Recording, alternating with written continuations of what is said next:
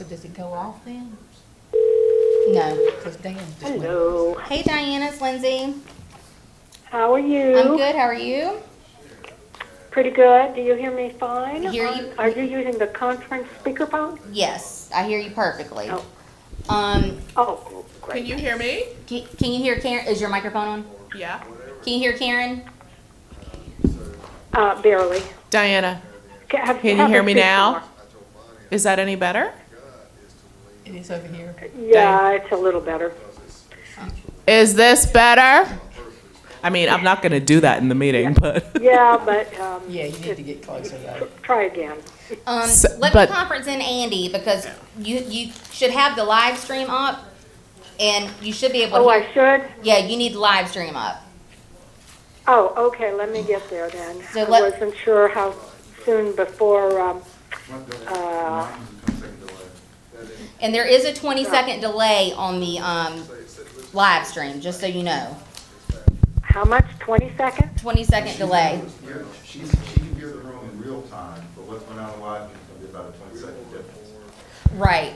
She said she can't really hear everybody else very well.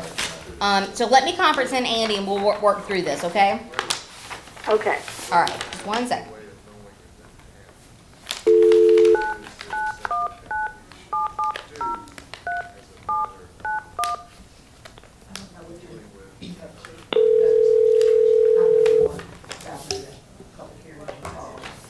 Oh, okay.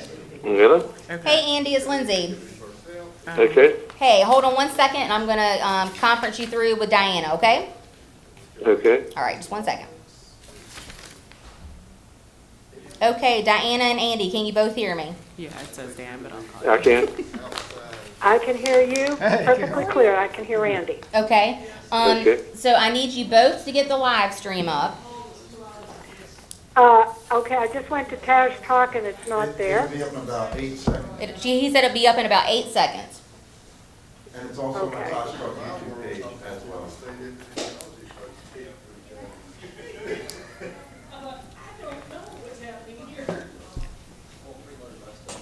Okay, and is Karen still there and talking? Well, I Nobody's wasn't talking talking. yet. I want to wait to talk for just 1 second. You have yours on, Vicki? Okay. Andy, do you have the live stream up? I got Taz Talk up, but I don't see anything. It's coming up in just, if you look right now and click on the link there. If you will try, do they need to Right now, refresh? Yeah, I have it up right now. So it should be up now. You might need to It'll refresh. say Chatham County NC Board of Commissioners, April 20, 2020, and the Lindsay. Okay. Do y'all see it? I'm refreshing.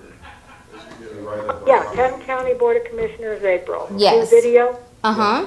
And it's gonna stay on that view of that screen the whole time, but they should be able to hear just fine. Okay. So the issue is if you're listening to it through the live stream, you're going to have a 20-second delay. If you Oh my gosh.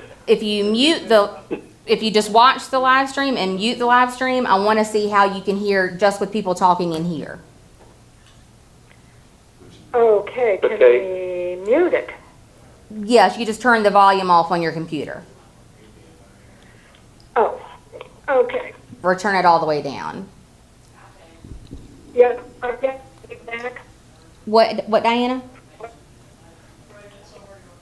I can't hear you, Diana. We've lost you. Okay, so the other board members didn't know they had to be here in person. I can't hear you. Okay, Okay, now I can hear you. can you hear me now? Yeah. So I want y'all to. Because there is definite feedback. Okay, she's probably hearing. So are you hearing it on the phone or on the live stream? I'm hearing it on the phone. Turn the volume down. Okay. I don't know how to turn the volume down. Oh, here we go. On her phone. Oh, Diana, Yes? can you turn the volume down on your phone? Well, that's going to make it hard for her to Okay. hear. Turn it down. Is there still feedback? Let me see. Just feedback. Okay, testing 1 2, testing 1 2. I hear you clearly. So you're kind of fading in and out, Diana. Yeah. But you can hear me clearly. Why that is my cell phone, but So Dan, is the can you map call the new me size? back on my It's got home it's all phone, I can. 919 Okay. 663 in the future. 2372. Okay, so Andy, I'm gonna hang up and I'm gonna call y'all back. Okay. All right, thanks.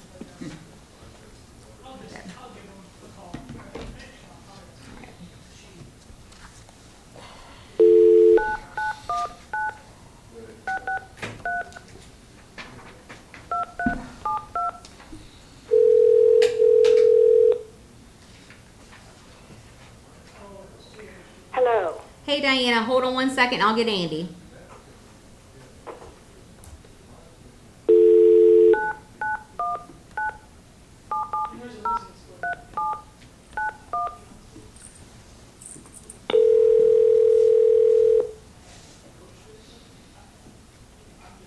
Okay. Okay, hold on 1 second, Andy. Okay, Andy and Diana, can you both hear me? I can I hear can. you. Okay, so I now, hear Andy clear with no feedback. okay, now we're gonna test different microphones in the room to see if you can hear us, okay? Okay. All right, testing 1 2, testing 1 2. Can you hear that? Yes. Barely. Testing, this is Dan. Could you hear Dan? No. I could hear something, but I couldn't make out what he said.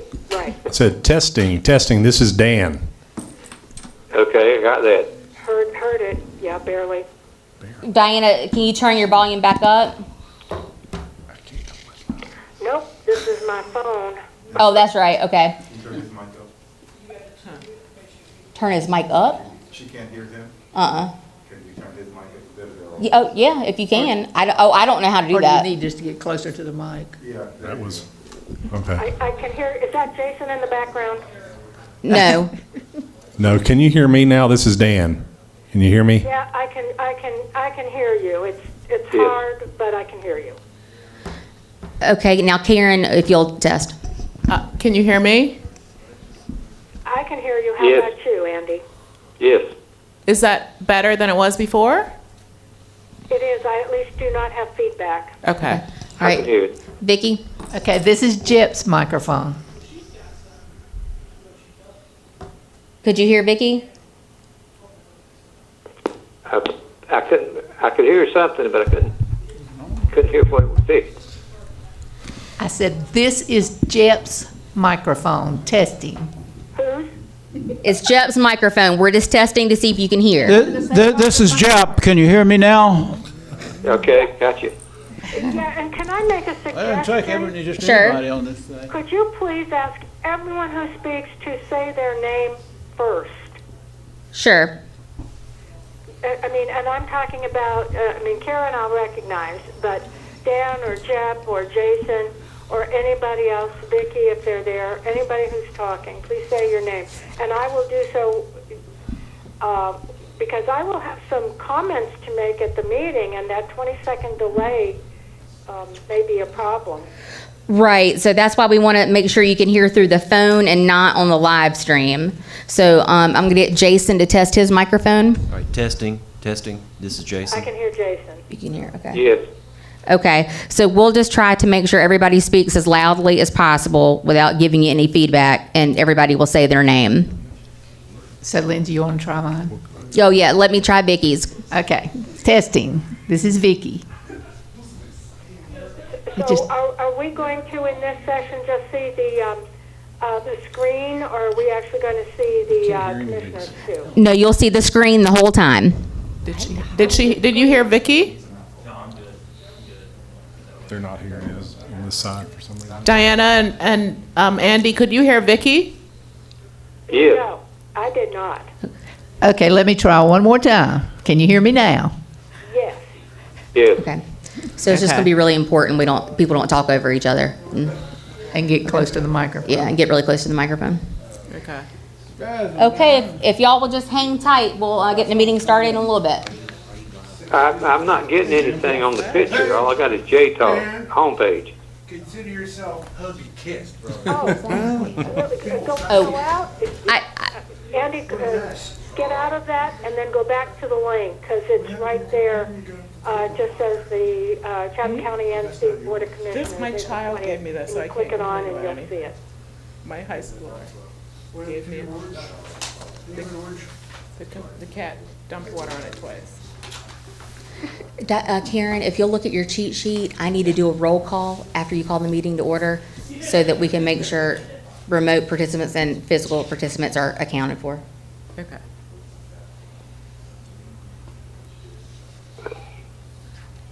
Do you see it, Andy? No, but go ahead. I can hear you. Yeah, we can hear you fine. I'm just worried you about not being able to see the screen. So, I'm working on it. okay.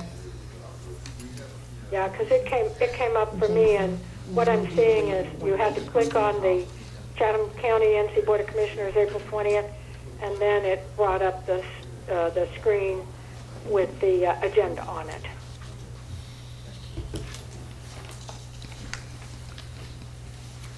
Go ahead. I'll get there. Okay. And Lindsay, what room are you in? What? What room are you in? We're in meeting rooms A and B. That's what I thought. That's what it looked like. It did not look like the big room. No, the acoustics are not good enough for us to do this in that room. I see. I see. We can hear those good. Yeah. It's weird how these three Jim, will microphones you really turn are. on your speaker just to make sure that they can hear you? Test 1, 2, Crawford. You have to talk directly into it loudly. Test 1, 2. No. Testing 1, 2. You gotta do it like that. Testing 1, 2, 1, 2. Could you hear Jim? Yes.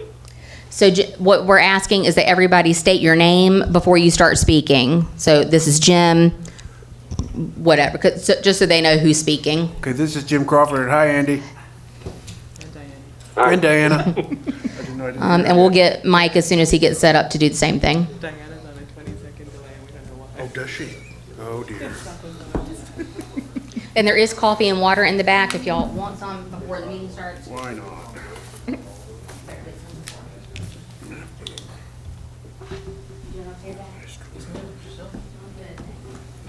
That's all about. Awesome maps.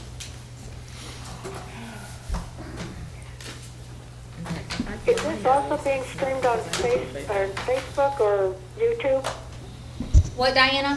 Is this also being streamed on, is it YouTube? It's also on YouTube. The address, I'll have to email you the link because it's a longer address. Well, I'm okay with Tash Talk, so who set up that other stream? Aaron, who's live streaming for us, he set it up.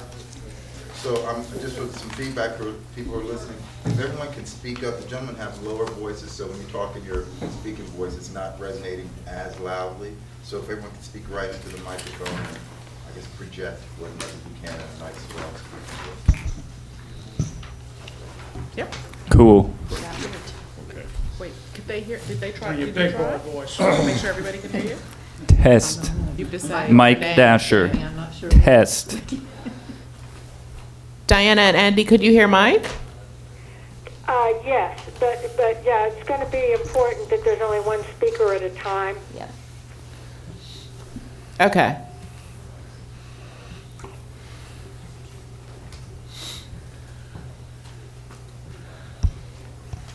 So, Lindsay, so Aaron won't actually physically be in here? No, he will. Oh, okay.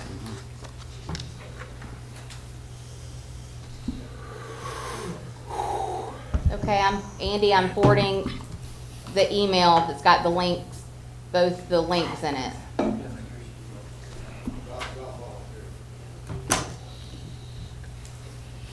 you get the email about recycling today?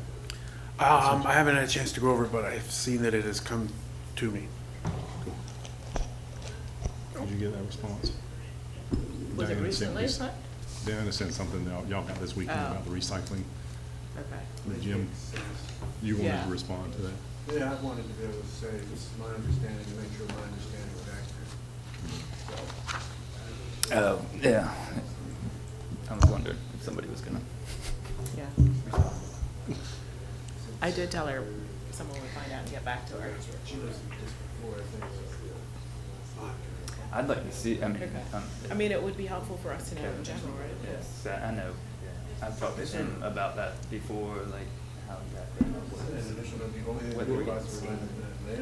And Diana had a good point. We'd like to have a work session and tell you all what we're doing Yeah. with recycling, because the markets have changed a lot, and it's kind of been flip-flopping around. But solid waste and recycling did a waste actually closed down the plant, the MRF in Raleigh, shut down and just ran our stuff down through it just to see what our percentages look like to get our prices best. So good. We're a lot better than what they had said. a lot better. We had a lot less contamination than a lot of folks do, which we knew that because our people were always source separating stuff to start with. Right. And then we went to communal, but they always still know what to sort. They don't throw the garbage in with it as much. So we've had good luck with that. And we keep glass out of it. Karen, it's 6 o'clock. Do you want to start? Can you tell Aaron we're ready, and if you can shut the door just because the conversations out there might make it hard to hear.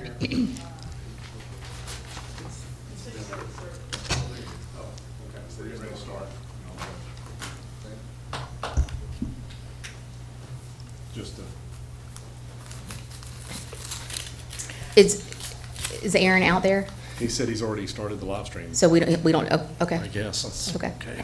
So are we going to close the door? Oh, okay. Aaron, can you close Okay. it behind you? Okay, so we're going to get started with this is the Monday, April 20th, 2020 Board of Commissioners meeting.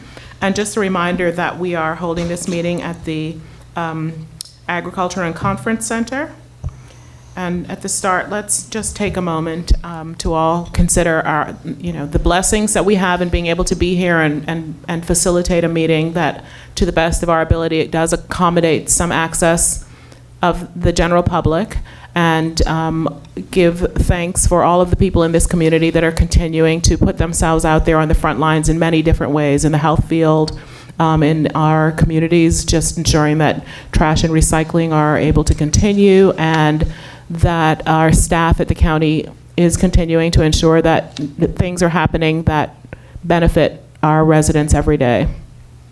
But also, let's stop and consider all of the families that are impacted in more difficult ways during this global pandemic.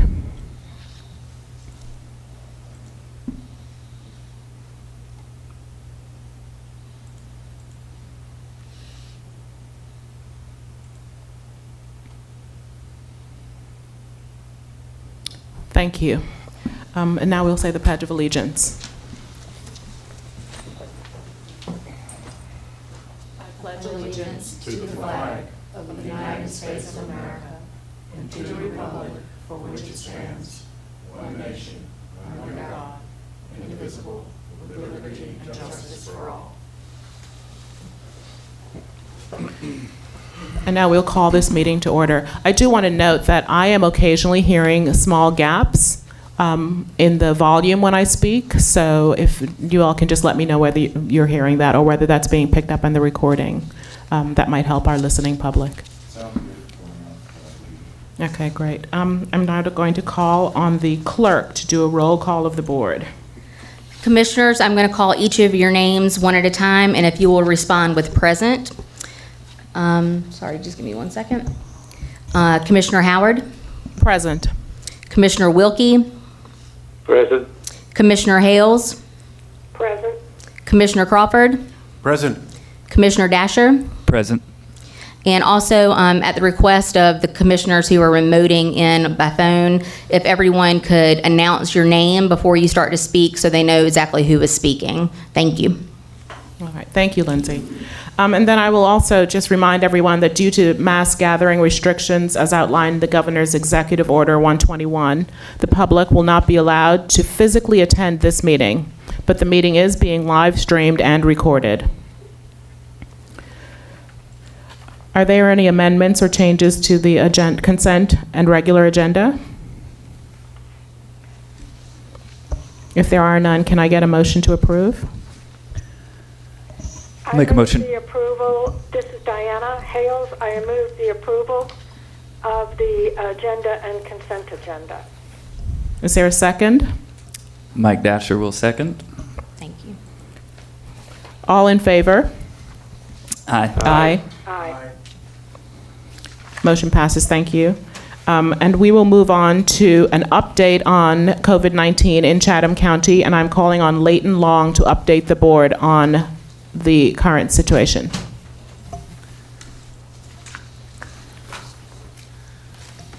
Good evening, Commissioners.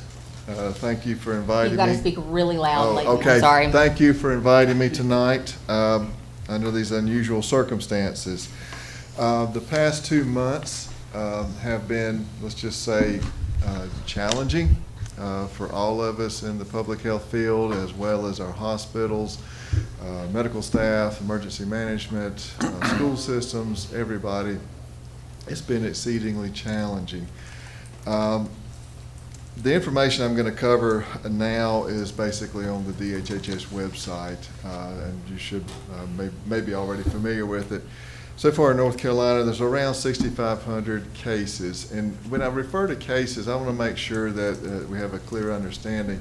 This is not an indicator of the prevalence in the community. It is the number of cases that have been tested, and usually those are populations that have been prioritized, and they may be associated with nursing homes, they may be hospital personnel, they may be first responders, whatever the priority level is. So it's not necessarily reflective of the community.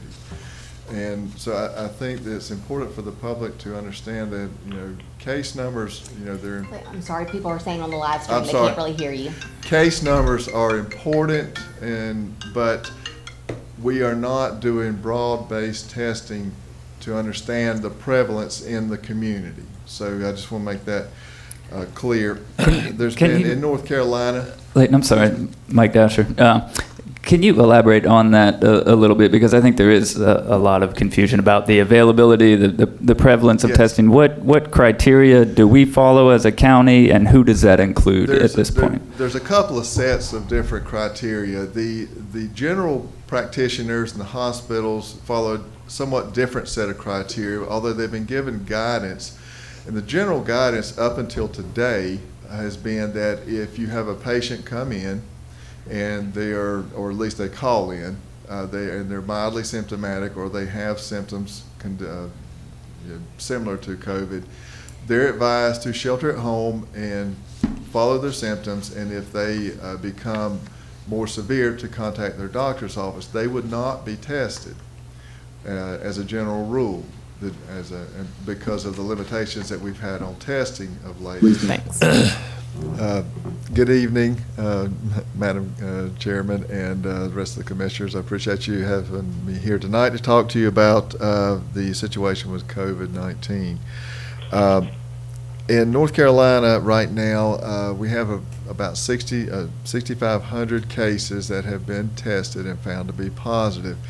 And to the point of cases, I want to make sure that it's clear that these cases are not necessarily representative of the prevalence of the virus in the community. This is not a random sample. This is not testing throughout the community. These are very targeted testing cases, usually around nursing homes, priority populations, based on testing protocols. So the recommendation to anybody in the public is not to use the case count as a guideline for whether or not you feel safe in the community or not, but rather to treat the virus as being in the community and act accordingly. Follow CDC guidelines about wearing your mask, using precautions, don't go out unless it's for an essential service, generally following the governor's orders. So with the case count, so far as of this morning, North Carolina has assigned 172 deaths to COVID-19 throughout the state. Those deaths come in a little slower into the state system. The reports I'm giving you are available on the NCDHHS website, and they're updated daily. Right now, there are no cases or no deaths being reported for Chatham County specifically. And he says that has been tremendously beneficial.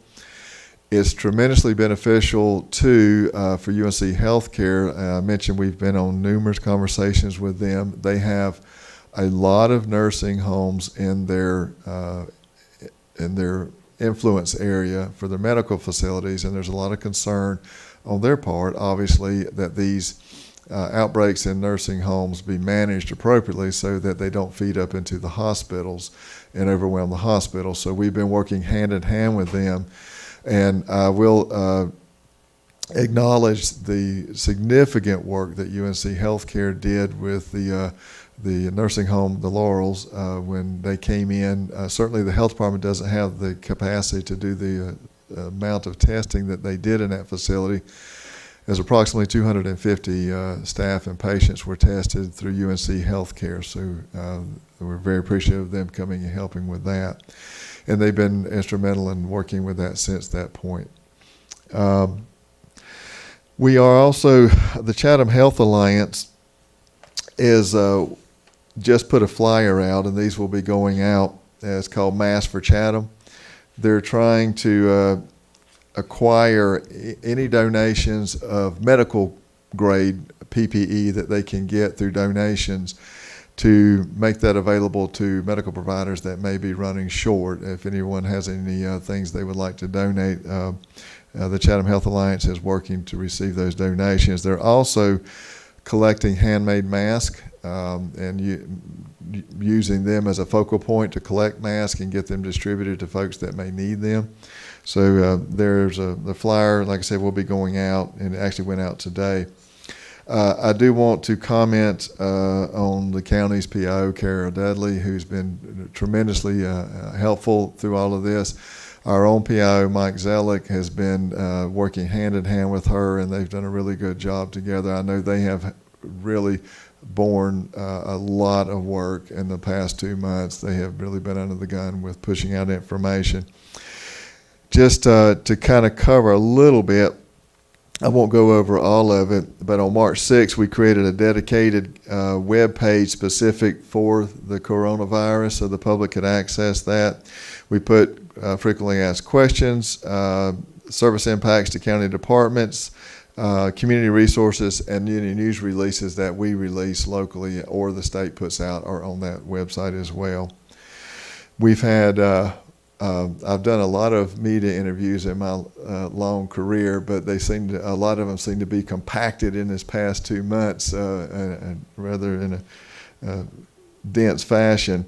We did a Facebook Live with Chatham News and Record with myself and Dr. Stephanie Fries, who's the veterinarian board of health member. She's very versed in this virus and this epidemic. We did a Zoom meeting on April 2nd I did that with Dennis Streets with the Council on Aging to talk about issues related to seniors specifically.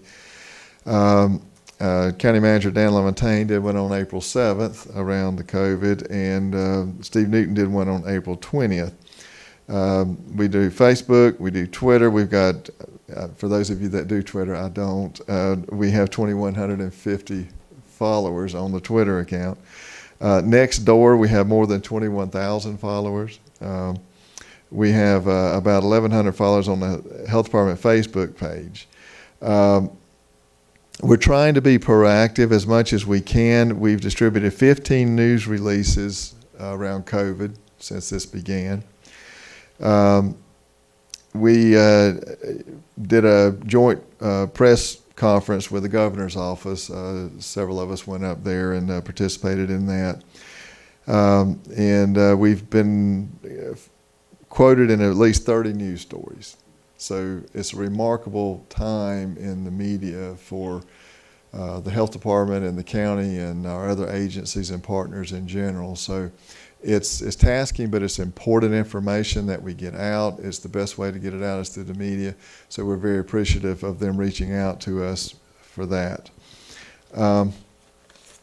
Other things that have been going on.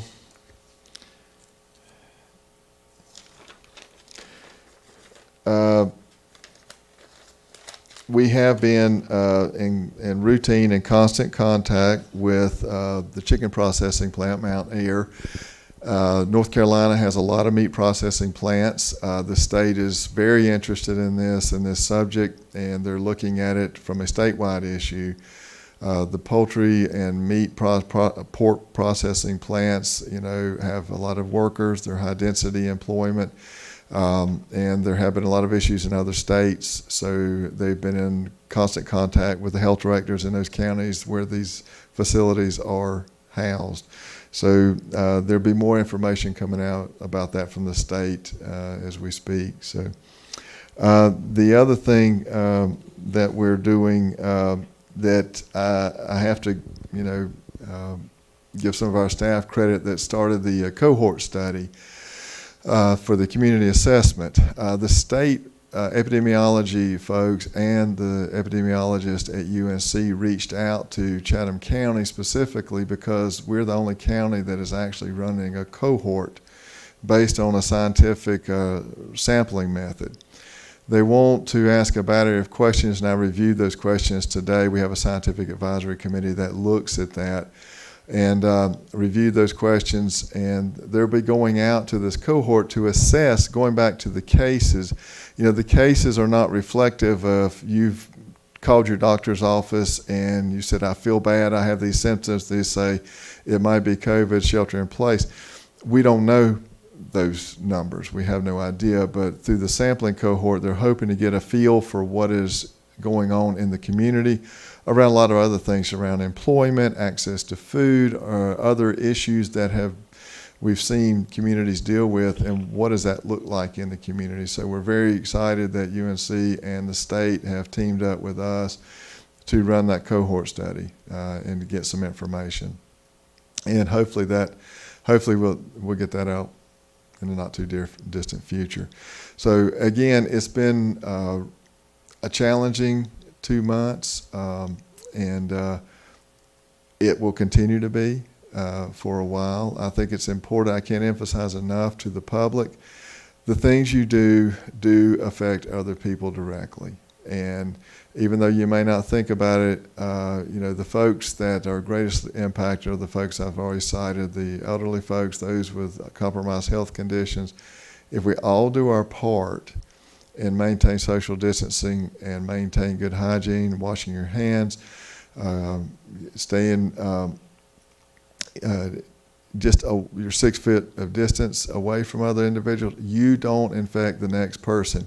And it adds up. If I cover my mask, it has some effect. If we both if I cover my face, it has an effect. If both of us cover our face, then the effect goes way up about not transmitting the virus. So it's a tough time for everybody, but the health department, emergency services, the hospitals, all of us are working together. We already knew each other very well, but we're getting to see each other on these Zoom meetings a lot these days. And I'll take any questions you may have.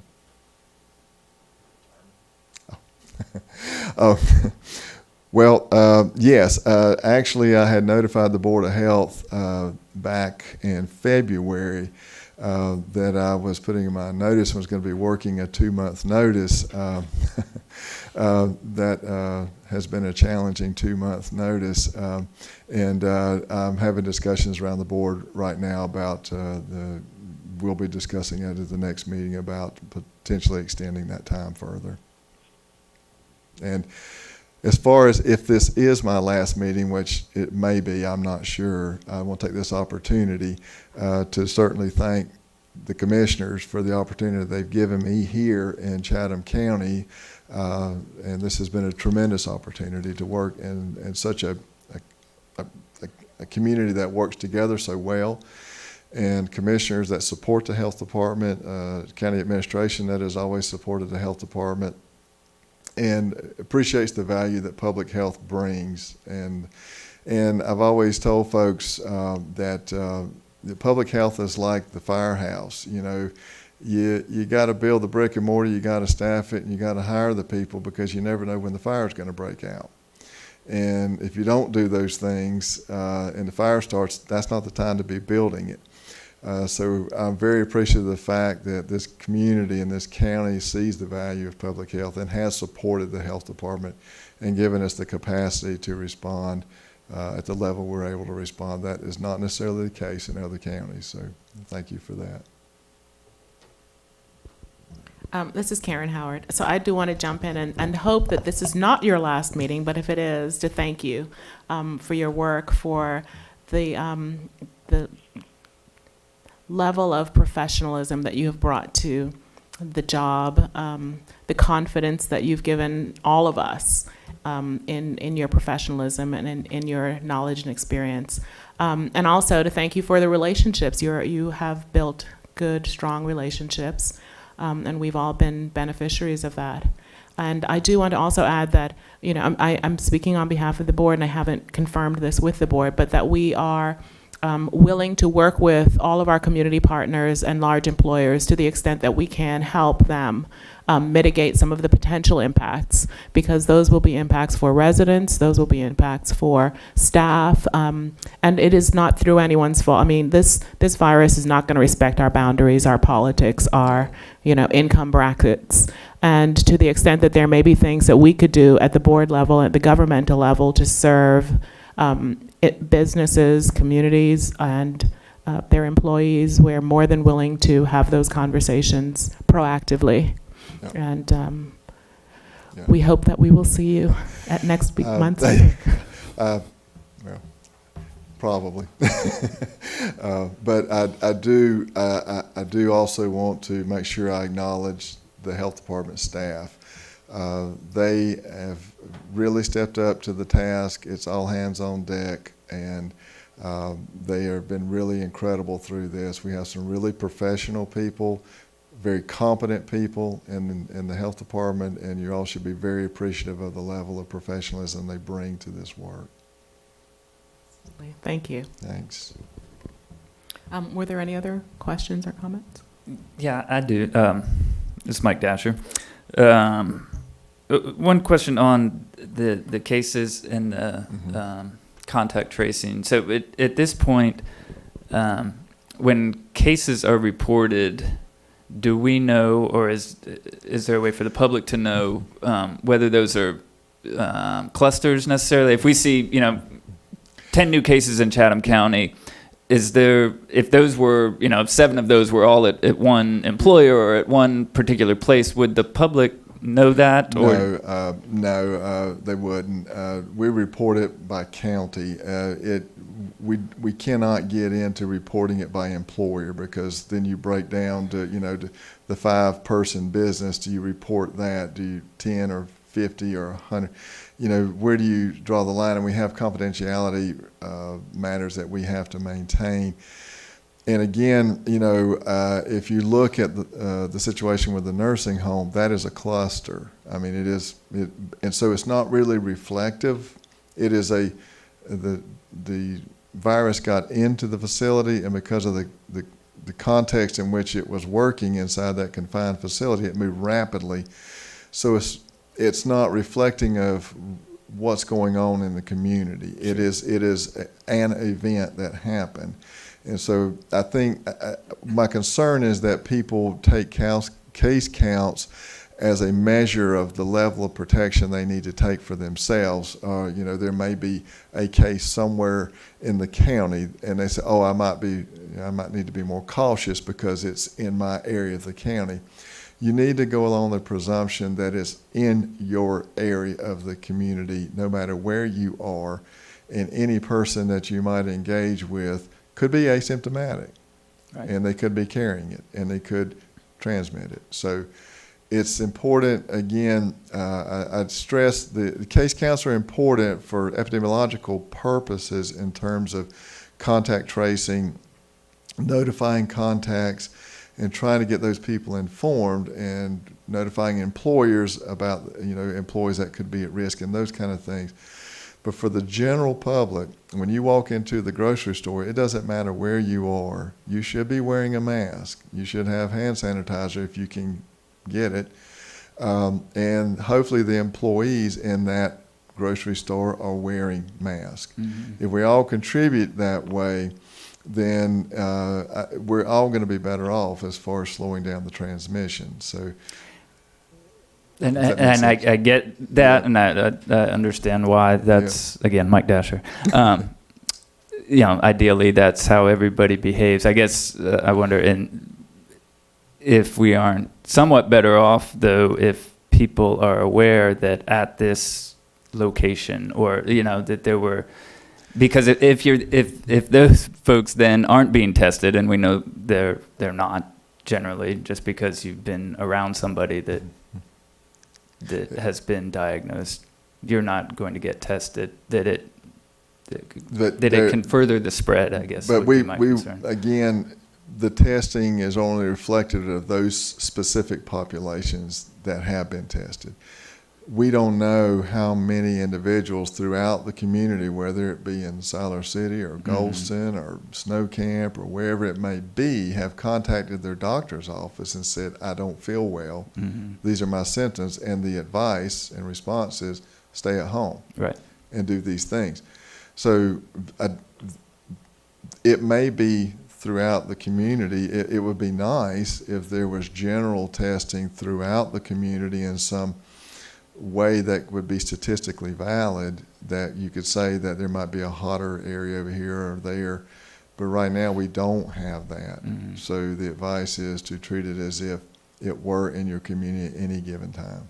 So the concern early in this was that that we had one case count, or two case counts individual, and the public's like, well, it's not going to really affect me. It's just at that point, we didn't know how far spread it was and where it was. So I think if you go along the line of looking at what you do through the normal winter months of trying to prevent yourself from getting the flu, we don't know where flu case counts are coming from necessarily.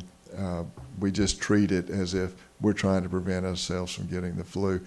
The infectiousness of this particular virus is significantly higher than the flu. Flu has a transmission rate it's called an R0 rate of 1 to 1. Basically, if I get the flu, I transmit it to one person. This is anywhere from 3 to 5. So the community spread is much quicker. And just as a matter of pure math, and I am no mathematician, the exponential rate of spread is what should just give us pause and make us assume. I take the position that I am positive, and I have to act accordingly because I'm protecting everyone around me, because I'm not going to be tested. I don't fit any of the criteria for testing, and I won't if I become positive until it's too late to protect the people around me. Yes. So we all have to act as though we are infected and everyone around us is infected, and proceed accordingly. And that is the best course. And again, to reiterate what I said, if I'm practicing those things and you're practicing those things, the rate of prevention goes significantly up versus one individual doing it. So if we're both wearing masks, the probability of either one of us becoming infected significantly goes down versus one or none.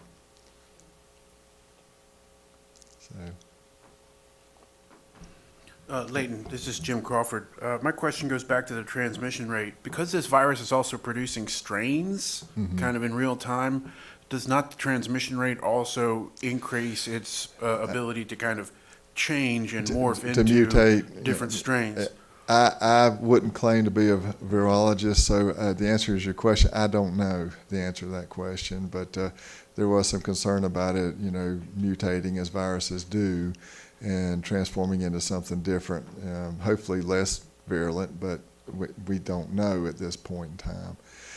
It seems to respond differently in different individuals, which may have a lot of different, obviously the elderly, but other individuals that appear healthy come down very sick with it, and I really don't understand the whys of that yet.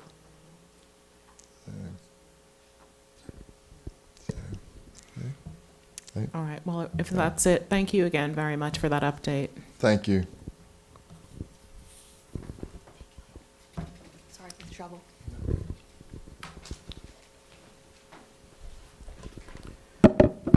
So our next item is a policy discussion on a vote to request changes to the Chatham County Board of Commissioners Rules of Procedures with regard to electronic meetings during states of emergency.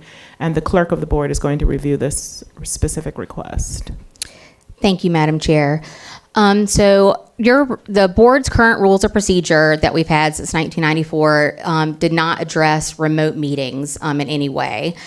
So we wanted to make sure that we added some language that would allow the board to have remote meetings in situations of states of emergency. This policy that we've, or the revisions that we've come up with, I really want to thank Brian Thompson, our assistant county manager, for all of his help with this. This is based on the suggestions of the school government and many other municipalities and counties around the state. It looks like we're pretty lined up with what other municipalities and counties are doing, and it is important that it says states of emergency so that we do not allow this to happen at any time for any reason. You can always go back to the rules at another time if you'd like to revise them to have some more flexibility. But we thought just so we could go ahead and start working on remote meetings that it would be good to have this language in place.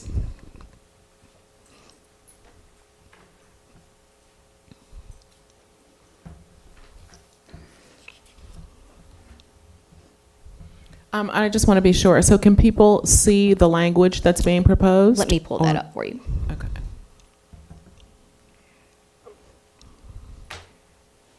Karen? Yes. Madam Chair, this is Yes. Diana Hale. Hi. Oh, it's wrong. I have read through all the changes, and I do have a question. Okay. And that is, it looks like there were previous changes included that were never adopted. And this, I assume that all these previous changes that were noted are also going to be adopted as well as the electronic meetings with this action. Commissioner Hales, that is correct. We provided some kind of updated language to get the rules in line with what we're already doing. There were some things that had not been updated in the past. So most of those are just procedural, technical things that are not real changes in how you're operating. But those will be incorporated into this revision. One other question, if I might. The last item says the manager, clerk to the board, and attorney will create guidelines for electronic meetings, and I'm assuming public hearings. Will that be, those guidelines be available for the May meeting, or is that too soon? So thank you for bringing that up. We actually are hoping that the board can direct staff at this meeting to come up with guidelines for remote public hearings that we will present to you at the May meeting and ask you to approve at that time. You actually have some public input comments on this subject, so I don't know if you'd prefer to wait until after you hear those comments, and then I can give you a little more detail about what we're working on or what you would like. Yes, let's do that. Let's hear the public input comments. Okay. So I have on the screen the revisions or the additions for electronic meetings, and it covers, let me see if I can make this. How do I make this bigger? Oh, there you go. So it covers several things. One is just lets you know the circumstances of when you can actually have an electronic meeting. We cover quorum, as well as voting,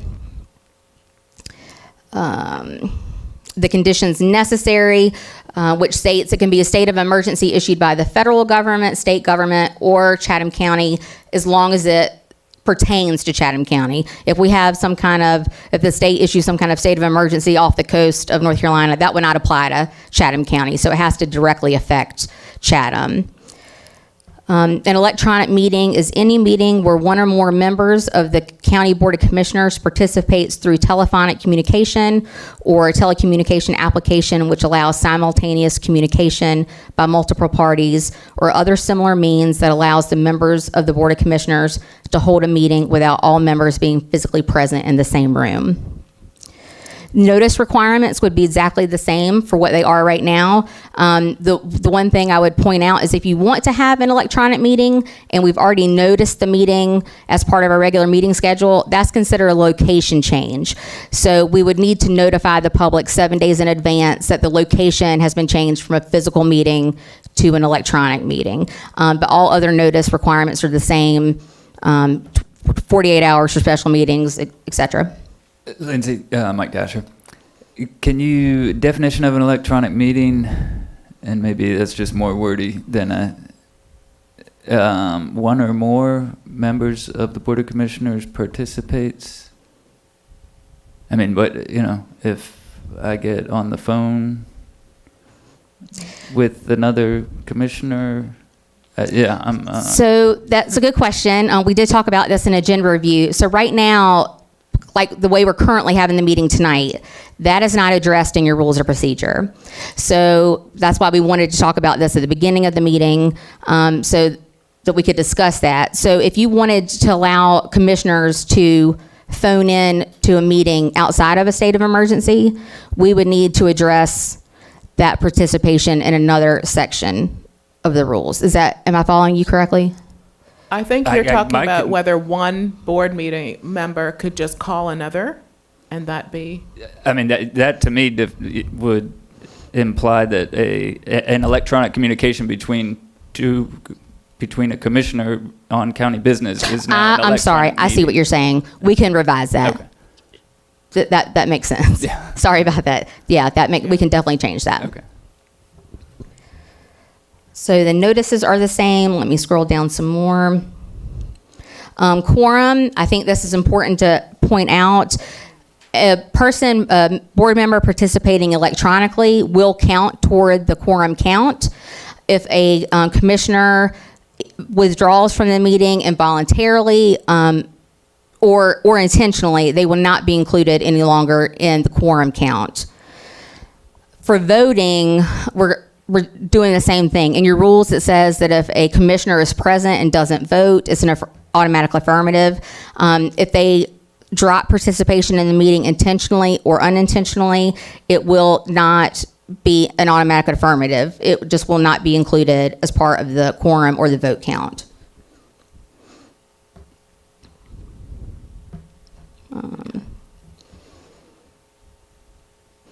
We also state that if there is a quasi-judicial matter on the agenda, and let's say 2 commissioners are participating electronically, those commissioners will not be allowed to participate in the discussion or vote of that hearing.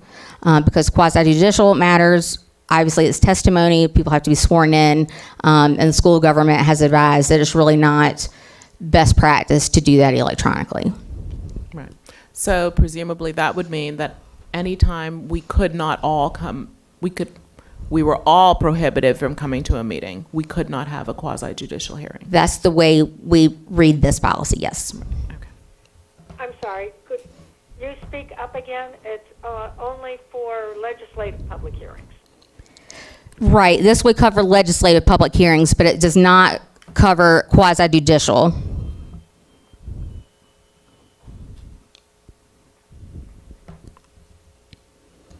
Does that answer your question, Commissioner Hales?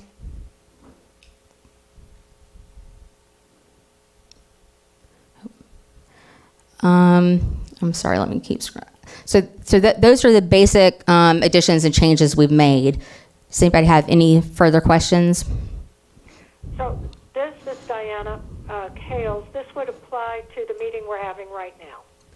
Yes. Correct. And anything we do going forward that would allow us to change how we normally do business so that we can still meet under states of emergency. Right. And right now, I would move that we adopt these rules of procedure with regard to electronic meetings during states of emergency. So Diana has made a motion. Is there a second? I just have one more question, Mike Dasher. So does statute prevent us from having electronic meetings when there are not states of emergency, or is that a conversation we just want to have when The we're not in a statute, state and of Jep might be able to address this a little bit better, the statutes are very unclear about electronic meetings. Hold it up. Yeah, there you go. This is Jeff Rose. Yeah, I think you need to look at that as to whether you want to entertain this sort of thing when it's less than an emergency.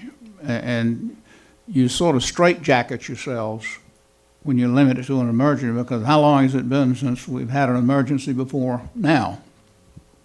So that's something you may want to think about. Of course, at the same time, you don't want to encourage people not to show up and call in from home when they're right down the street. So something to think about. But right now, we're in the emergency, so. Right.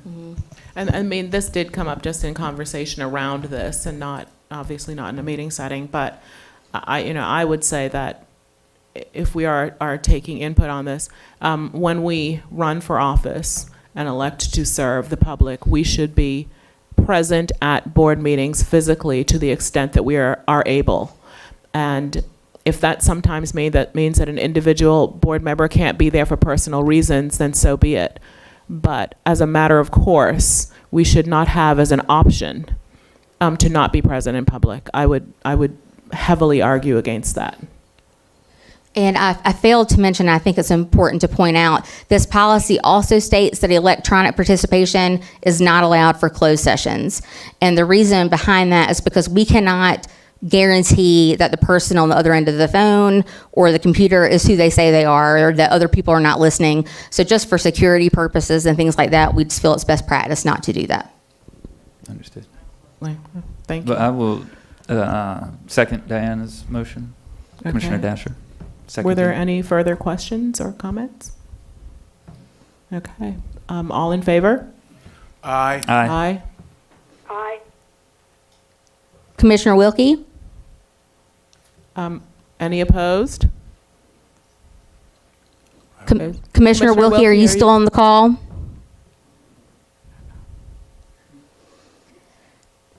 Okay. I'll see if I can get Commissioner Wilkie back. All right, thank you. In the interim, the motion passes. Thank you. Our next item is a public input session. Is that correct? Yes. And I am going to give the clerk a moment to try to reconnect with our colleague, Andy Wilkie, and then she will move to call on to read any comments that were submitted for public input. I just want to verify, Commissioner Wilkie, are you still on the call? Okay, Commissioner Hills, I'm going to need to hang up and call you back. Okay. I'll So call I'm you. hanging up? Yeah, I'll call you right back.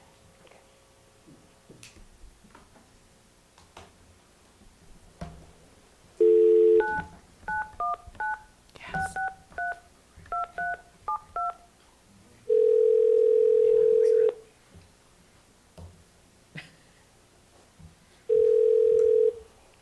Hello, this is Diana Hales. Okay, hold on one moment.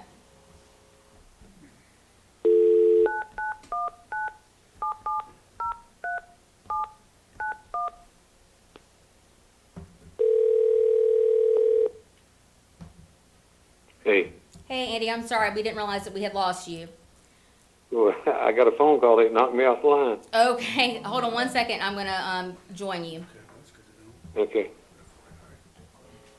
Diana and Andy, are you both there? Yes. Yes, I am also Diana Hales. And Andy, good to hear you again.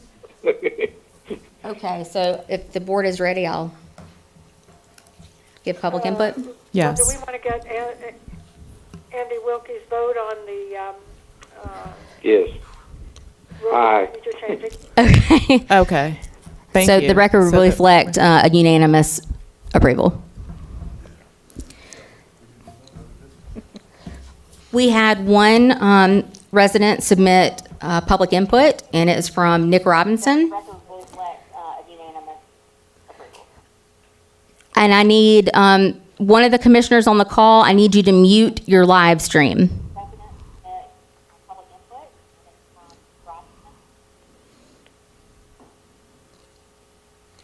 Do you both have it muted? One of the commissioners on the call, I need you to mute your live stream. Oh, that would be Andy. I do not have mine on. Andy, can you make sure your volume is off? Okay, I just did it. Okay, that sounds better. So we have one person submit comments. That was Nick Robinson, so I'll read his comments into the record. My name is Nick Robinson. I'm a Chatham County resident, also practicing law at 128 Hillsborough Street, Pittsburgh. Thank you for the opportunity to be heard in these unusual times involving the COVID-19 virus. First of all, as a citizen, I am mindful that the county has many obligations to its citizenry, specifically arising out of the COVID-19 virus issues. I thank each of you and the county manager and all staff for the adroit handling of things to date. As an attorney, I have a specific set of concerns related to the conduct of planning and land use matters. The bottom line of my comment is that other jurisdictions have implemented policies for remote legislative public hearings, and it is very important that Chatham County do the same. By way of example, the Williams Corner applications were originally scheduled for public hearings on March 16, 2020. The board voted to postpone the public hearings, a step that we all agree was perfectly appropriate and prudent under the emergent circumstances at the time. The board has now again indefinitely postponed the legislative public hearings for Williams Corner. Tonight, however, you hold a legislative public hearing for the county's proposed borrowing for construction of communication towers, etc. In that legislative public hearing, you have elected to limit public comment to the emailing of such comments to the clerks of the board. This is to request that as soon as possible, you formulate and adopt similar reasonable accommodations to allow the Williams Corner and other public hearings to proceed. I get the sense that this process is now underway with a good trajectory. On April 16, 2020, Jason Sullivan and I had a call with Lindsay Ray to talk about how some other jurisdictions are handling this issue.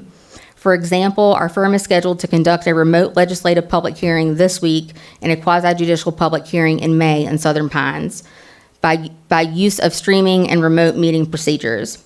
Lindsay has also followed up with an excellent email to say that the manager's office is developing a policy for remote legislative public hearings to be reviewed and adopted by this board at the May 18, 2020 meeting.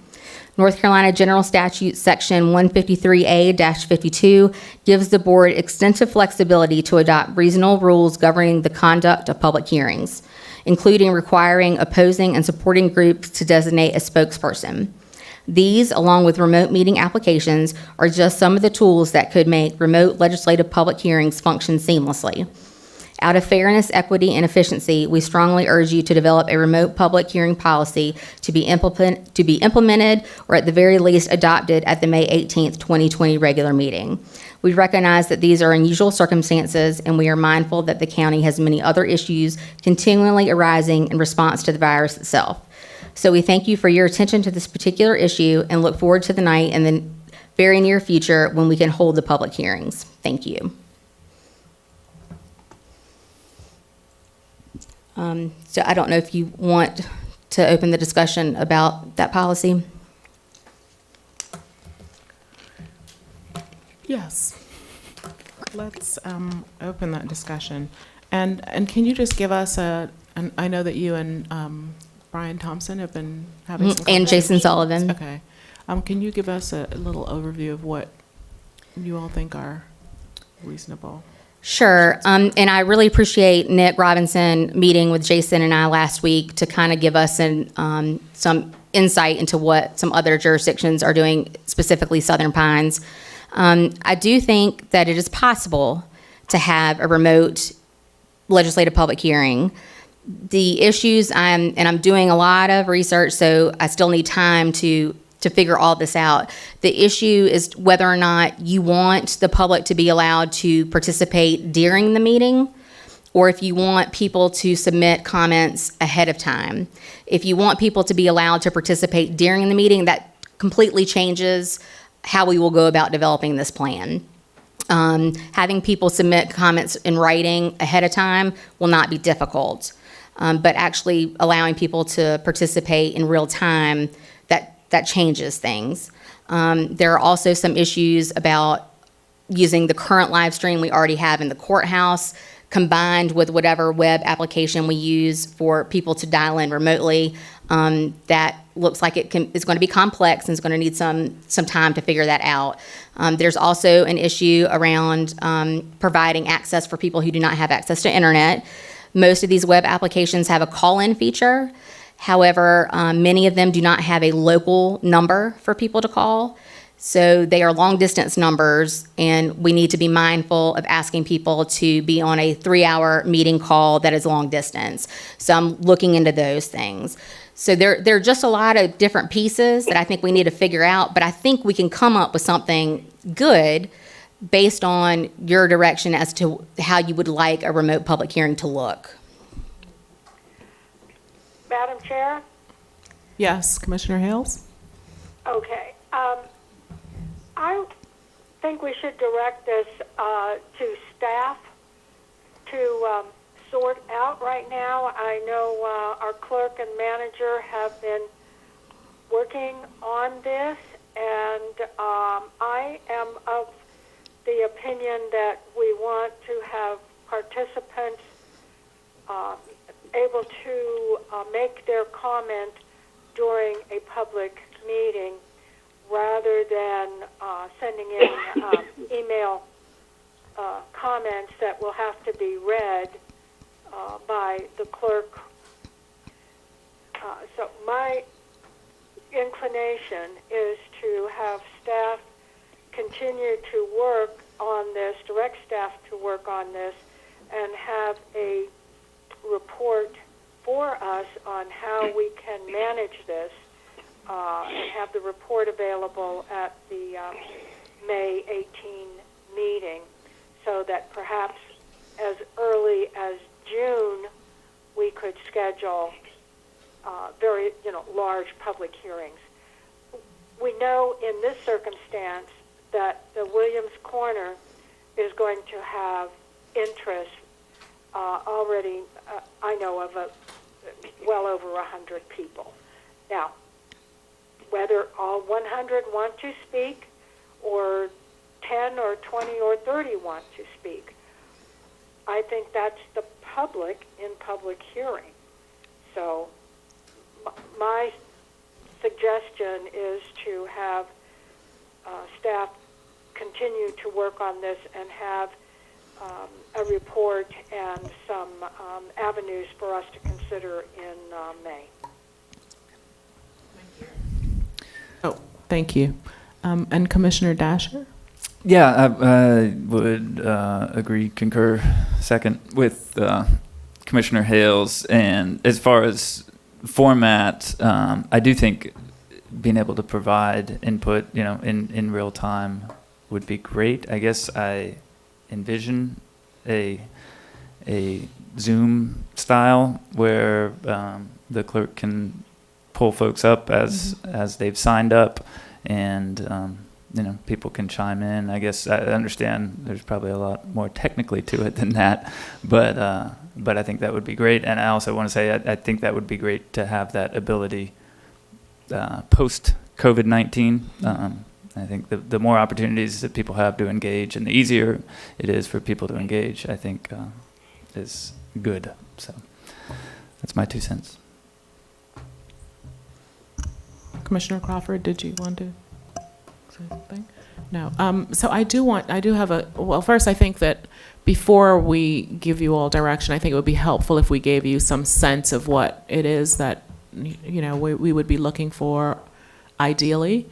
And I do have a concern about not giving people physical access to the greatest extent possible. So if it were that, we were still in some sort of restriction on numbers in place, if we could have people posted and able to come into the room one by one, or if we were able to offer if we were in the courthouse and we could space people sufficiently that maybe we could have 10 people speak and then they had to leave in order for 10 more people to come in. To me, the preference would be to maybe have an option of calling in, but to also give people an option of being physically present, because there is something to be gained in hearing the presentation from, or whatever input is given by the applicant. Mm-hmm. And so not just thinking about Williams Corner, but thinking further ahead, we're going to have public hearings where the community is going to hear what the real plan is right there on the floor. And for people to be able to respond to that in real time, in person, I think is still important. And in the courthouse, one of the benefits is that you can hear what's being said in the courtroom in the entire building. Mm-hmm. So if we were able to sequester, 5 people in a room or 10 people in the gallery, and have them come in turn, because we don't know what the future limitations might be. They may not be 10 people in a room, but it may well be 50. And if we are able to incorporate some degree of access, physical access when possible, I would like to see that. Okay.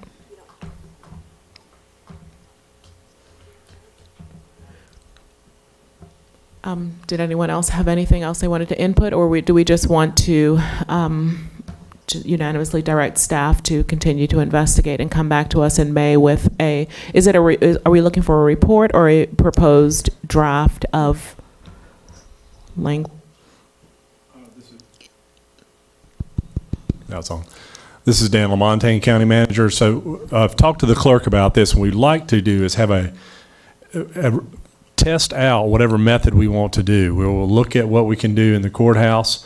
Potentially, I like that idea of spacing people 6 feet apart and maybe placing something on the benches so that we're spacing them out intentionally and bringing people in individually. But we want to test out the electronic methodology before the May meeting so that we can come to you with something that we feel that we have vetted the glitches out of such a system as much as possible and have something that we're fairly confident can work. And also this will give the public who want to speak, they'll know a month in advance of what methodology we're going to do. So if we bring a proposal to the board in May for public hearings in June, and that gives everyone a month to understand what it is we're trying to do and hopefully get their heads around how that'll work instead of it being a surprise.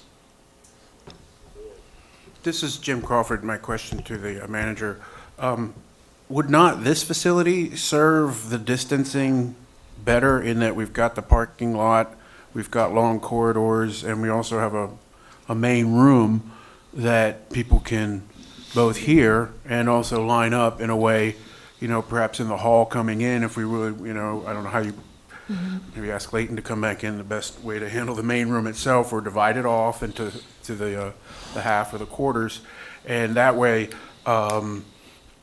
we may lose the PA system unless it can be activated here the way it operates in the courthouse. I don't know that, but that the distancing and then the parking space will be a little less tight than at the historic courthouse, just as an option to consider. If somebody's booked us for those nights, then obviously we can't bump them out. But it seems to me that one level, long corridors, people can kind of do the distancing pretty easily there compared to the 1881 courthouse. Thank you. Yeah, this is Dan LaMontagne. So the clerk and I have talked about that. There are a lot of reasons, and I'll turn it over to Lindsay to discuss that, why we would like to do it in the courthouse, mainly with our software and our website capabilities there. So I think we can definitely look into that, and we certainly will look into having it at the Ag Center. The benefits of having it in the courthouse are we already have the live streaming capabilities there, and it also connects with the minutes. So I'm able to timestamp the video so that people go directly to that spot when they click on a spot in the agenda, and it automatically goes onto our site, our website, and stays there for a long period of time. So those are logistically the reasons why we want to have it there.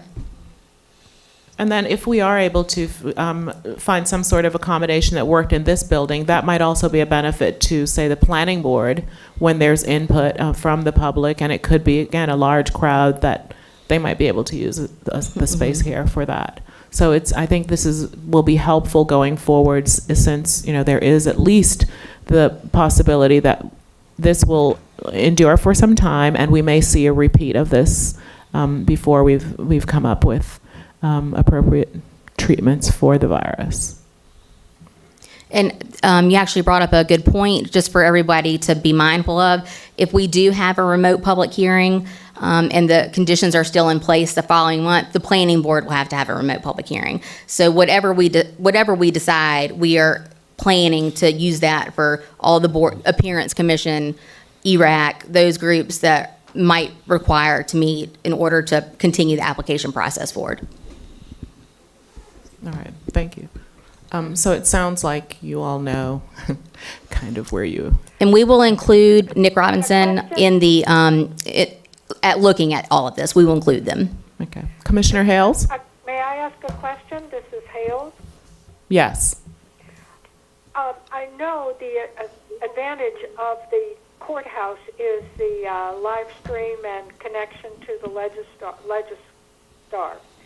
Is it possible to also have that capability added to the Ag and Conference Center? And again, I'm thinking, because a large public hearing to the Board of Commissioners, if it's a land use or zoning issue, will also draw a large number of people to the planning board. I've seen that happen several times in the last few years. So is that another avenue for giving us a redundancy for large-scale public hearings that may have a number of people wishing to make public comment? That's an excellent question, Commissioner Hales. The short answer is yes, it's possible. The more complex answer is we would not be able to do that for some time. It requires an actual piece of equipment that is called a mobile encoder. And I'm not sure of the price. I think it's around $5,000, but you have to be able to get that to the Ag Center and have it configured with the system that is here, which is different from the system we have at the courthouse. So it is possible, but we didn't budget for it.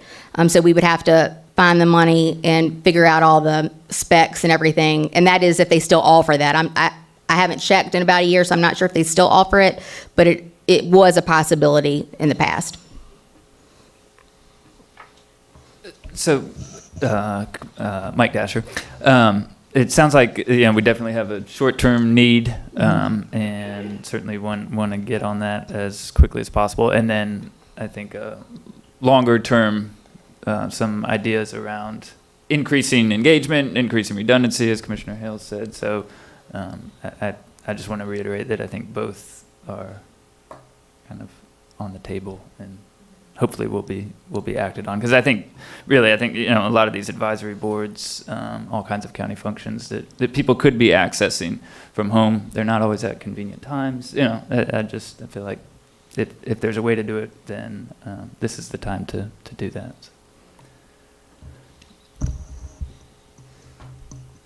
All right. So I think staff knows what direction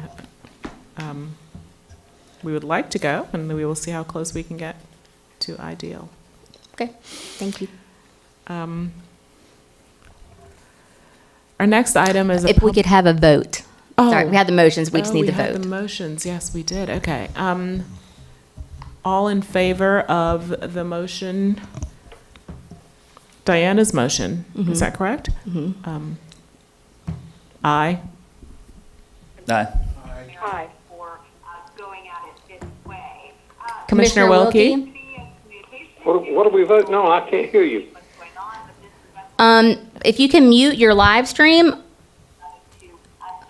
I don't know if you can turn the volume off on your computer.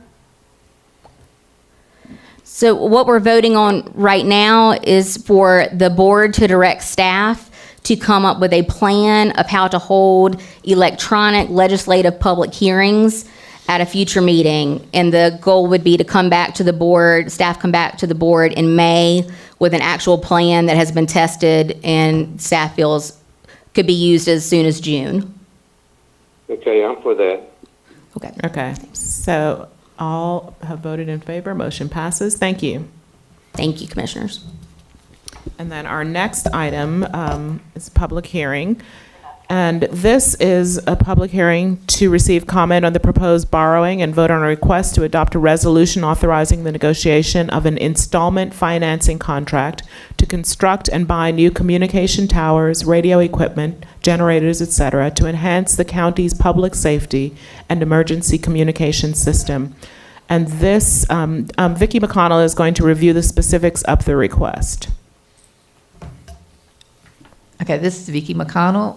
The proposed $18.3 million borrowing would be used to upgrade the current emergency communication system to a Motorola P25 700-megahertz radio system and connect to the statewide NC Viper radio system. Our plans are to decommission older towers that do not meet industry standards, build 5 new tower sites, use 2 existing sites, and the new Viper radio tower that the state is constructing in Pittsburgh for the countywide radio system. And this is the map of the proposed sites and a couple of future sites. Just to give you an update on the current stage of this project, contract with Motorola was signed on June 2019, and a project team was established. Work started on the architectural, engineering, and site survey for each tower on the 3rd and 4th quarters of 2019. The permitting process began the 1st quarter of 2020 with the pre-application and community meetings.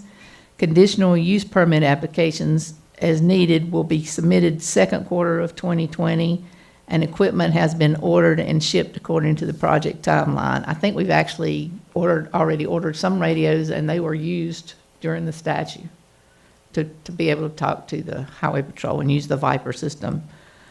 The debt service for this borrowing was included in the 1.5 cent increase in the tax rate for this fiscal year. Our original plan was to include this project with the emergency operations and the school central services borrowing, but because we needed to move forward on this, and because the radio equipment has a shorter lifespan, say like 5 years, and the radio towers have certainly a longer life, we chose to do a private placement installment purchase for 10 years with a term of 10 years. We sent out a request for proposals to a number of banks. We had 5 responses, and interest rates ranging from 1.56% to a little over 3%. We chose to award the bid to the Bank of America, who submitted the 1.5% proposal. Debt service on the proposed borrowing would be $1.8 million over a 10-year period and is included in our debt model. So that's a really, really good interest rate. So we were very proud to get that. So this public hearing is to receive public input on the proposed borrowing. An application was sent to the LGC on April the 4th. If we move forward, we're expecting LGC approval on May the 5th with a closing on May the 8th. Thank you. Mm-hmm. Excellent work. So I will go ahead and open the public hearing. Are there any comments? We received no comments. Okay. Then I will go ahead and close the public hearing. Is there a motion to adopt a resolution authorizing the negotiation of an installment financing contract to construct and buy new communication towers, radio equipment, generators, etc., to enhance the county's public safety and emergency communication system? Crawford makes that motion. Is there a second? Mike Dasher seconds. Thank you both. Is there any further discussion by I the just have board? one question. On the Phase 2, is that included in this funding package, or is that outside the scope of the funding? It's the green one near my house. It's outside. Okay, just It's depending on if the towers we are erecting now will give us the coverage we need. okay. So Phase 2 is optional and perhaps not needed. Yes. Okay. And we will reimburse ourselves for the money we've already spent with the money we're getting ready to borrow. Okay. Thank you. All right, so all in favor? Aye. Aye. Aye. Aye. Commissioner Wilkie? Commissioner, no? All right, thank you. Did you hear him? Okay, motion passes.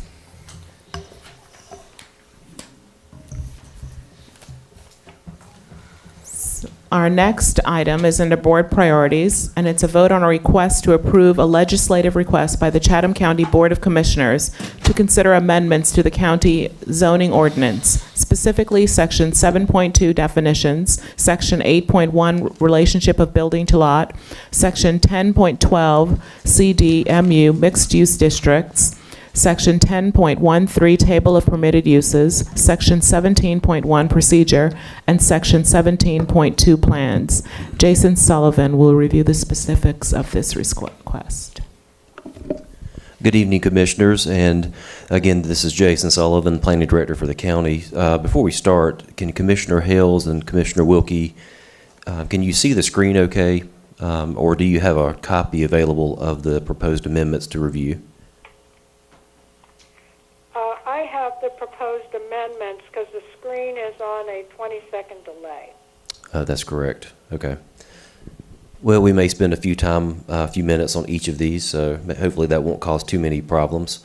So again, this is a request to amend the zoning ordinance. I can't make out the wording. I can see the screen, but the wording's too small. Can you ask them if they can pull up the actual agenda? Can you pull up the agenda? Sorry. Commissioner Wilkie, can you pull up the agenda and go to the actual attachment? The red line version, right? Yeah, either from your email or from the county website. There are two red line versions. We're doing the red line recommended, or we're bouncing back and forth. We won't be bouncing back and forth. I'm going to go to the website. And I'm going to lose my live feed when I pull up my agenda. Do you have the agenda? Oh. Is it already up on here, Jason? Okay. Commissioner Wilkie, can you pull up the agenda from your email? He might lose his connection, he says. Oh, I'm sorry, I misunderstood.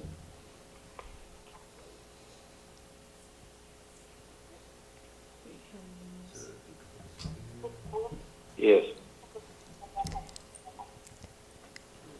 I can, but I'll lose my live feed. Okay.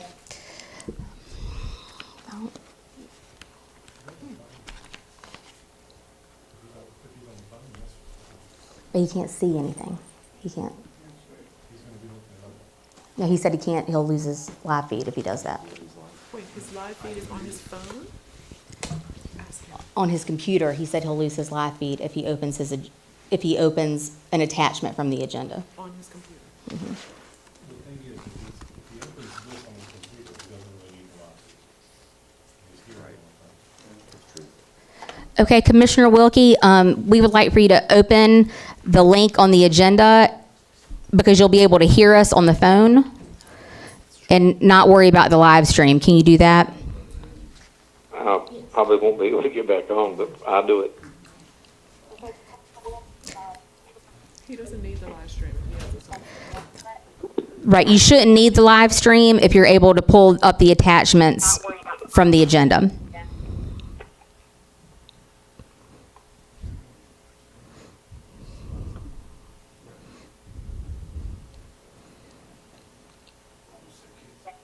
So when you have the agenda up, I'll walk you through how to get that.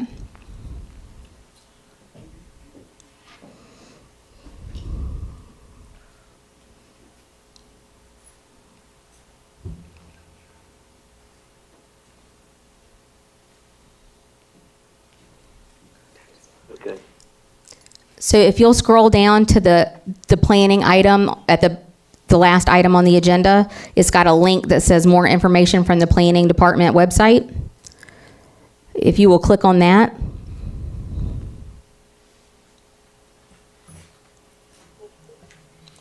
And which attachment does he click, Jason? And when the zoning text amendments webpage comes up, you'll need to click on, can you tell me which attachment? Click on the first attachment, which is Ordinance Text Amendment Red Line.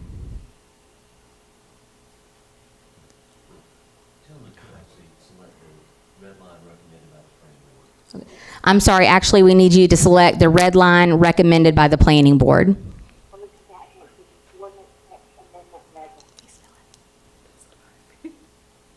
Is he still there?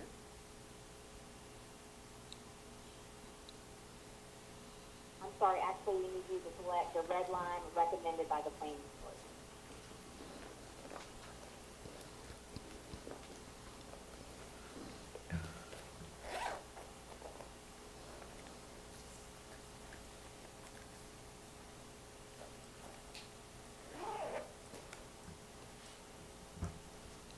Are you able to access that, Commissioner Wilkie? No, you don't realize how difficult it is. So I'm going to email you a link. Can I email you a link and you can open it in your email? Yes. Okay, give me just one moment.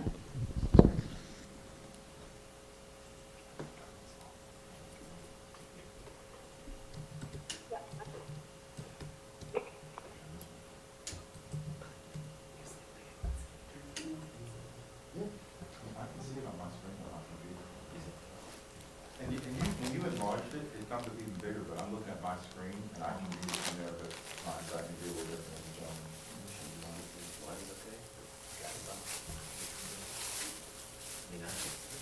Sorry, I need some notes.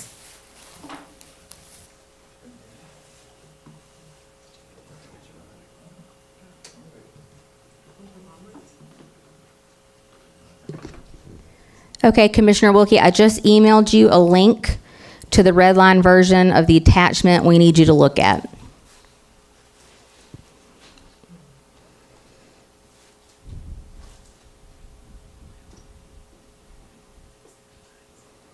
Okay, it's coming up.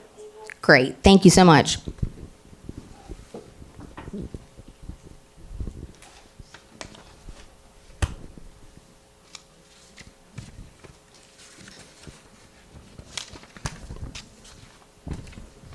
Okay, we'll get started on running through these text amendments, and please feel free to stop me at any point. And again, this is Jason speaking. So just as a quick refresher, these text amendments started actually at the end of 2019. These were presented to the Board of Commissioners to schedule for public hearing, and that public hearing was held in, bear with me one moment while I'm looking over my notes.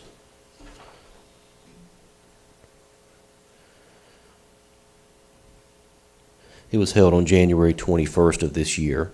So the reason why these amendments were scheduled for public hearing, as you may recall, there are a number of issues that have come up as it relates to items really which have, some have been considered really technical corrections to the ordinance, other issues that we as staff have been encountering that we thought would need to be brought to the Commissioner's attention. So the first item under Section 7, 7.2 definitions, as well as Section 8, 8.1 relationship to building lot, those have to deal specifically with the use of RVs or recreational vehicles on individual lots that are outside of mobile recreational vehicle parks.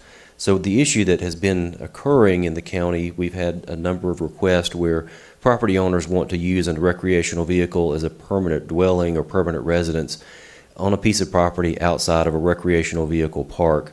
The building code doesn't cover this directly, and because of that, we thought it would be worthwhile to bring this to your attention as the board. So what is presented and what went to public hearing are two new definitions to add to the table or to the definition section of the ordinance. One to define the recreational vehicles as well as RV park models. And then in Section 8, there are standards that have been drafted to specify that recreational vehicles can be stored and occupied as unoccupied structures or as unoccupied vehicles on your residential lot, but they cannot be used for permanent occupancy. So we wanted to clarify that in the ordinance. It doesn't mean that someone can't obtain an electrical permit to set up for their RV to connect it to make sure that it stays properly maintained, but it couldn't be lived in while it's stored on the property.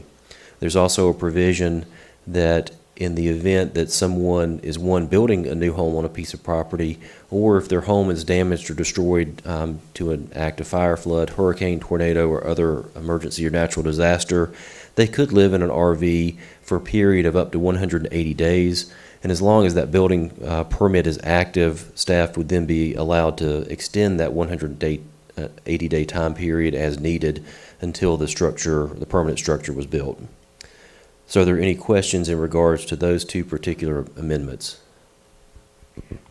Jason, this is Diana Hales.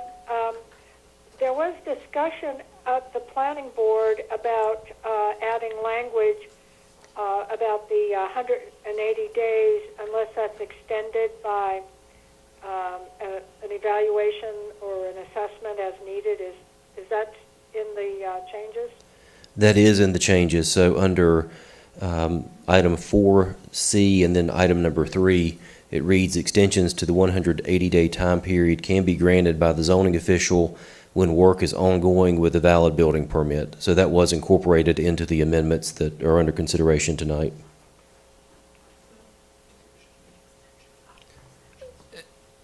I'm sorry.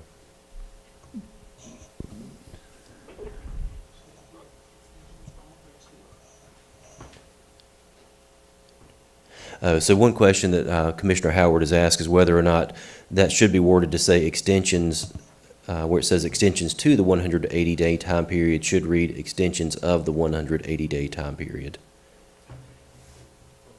And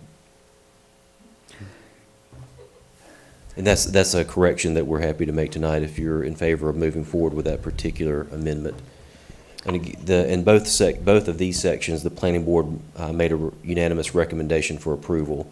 So to backtrack just a little bit, when the planning board discussed this, they did take different sections individually and have separate votes on them. So if you were looking at the notes tonight, you'll see that there are a number of motions that were made and voted on during that meeting. So these two items, again, were unanimous recommendations. And again, if you're inclined to vote to approve these as an overall approval tonight, we'll make that correction. So any other questions in regards to these sections? I have one, Jason. Mike Dasher. Any idea if this will impact any Chatham County residents? I mean, just anecdotally, any idea if we have residents who are currently using RVs as permanent habitable structures? So over the past probably year, we've had a few requests that have come in where someone wants to set up an RV as a permanent dwelling. Those have been permitted, and really the permitting process is to obtain an electrical stand, electrical pole to connect it to, and then to install a septic system. So those would be unaffected. So the non-conforming provisions of the zoning ordinance would cover those just like any other use that is made non-conforming by a change in the regulations. But they would have had to have been legally permitted. That's going to be the criteria that's most important. Right.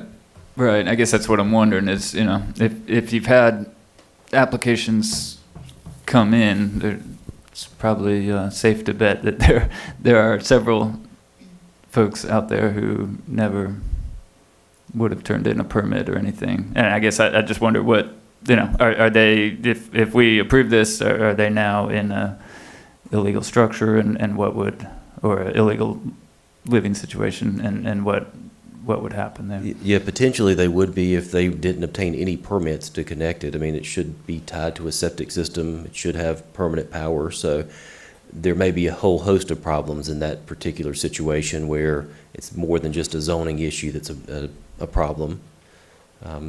Now, the reason we as staff brought this forward, one, is to bring it to the board's attention to see if you wanted to address it. This is not a situation where, if this is adopted, that we're going to go out and start checking every RV in the county. These will be complaint-driven. When we've had a few complaints, that's what brought this to the forefront for us as one of the items that we thought needed to be addressed as we started receiving complaints from neighbors where RVs were being used and actually in situations where they might be connected to a generator. Mm-hmm. So it was more of a noise issue than it was actually somebody living in the RV.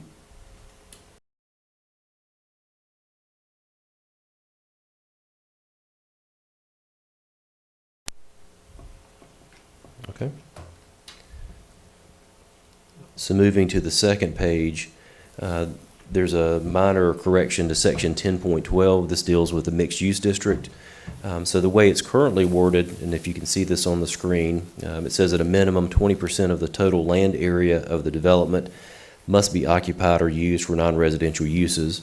So this section has been in the zoning ordinance, I think, since 2008. Up until recently, we haven't had anyone apply to use this particular district. But in doing so, we realized that this particular section, provision and the wording can be a little bit confusing on who's reading and interpreting it. So the way our regulations are set up, you probably all realize we have watershed regulation, so we limit built-upon area on all non-residential development in the county. So if you're on a piece of property and say you have 100 acres and you have a 34% built-upon area limit, one person could read this to mean that it's 20% of the 100 acres. Someone else could read it to mean that it's 20% of the 36%. It's our interpretation as staff that the intent was to be 20% of the built-upon area, not 20% of the entire project. Otherwise, you would end up with some lopsided developments that are extremely heavy on the non-residential piece to the exclusion of the residential. So this is a clarification, and what's shown in red would just indicate that it's 20% of the total built-upon area of the development. And the planning board voted 10-0, which is unanimous vote to recommend approval of that correction. So any questions? If it's like a multi-story structure, would that be more of a square footage calculation then? I mean, how would that work? So we don't have a specific, like a floor area ratio. So if you have a multi-story building, as long as it can fit on the built-upon area, we're okay. There's a building height cap right now in the ordinance of 60 feet, so we know how tall the building could be.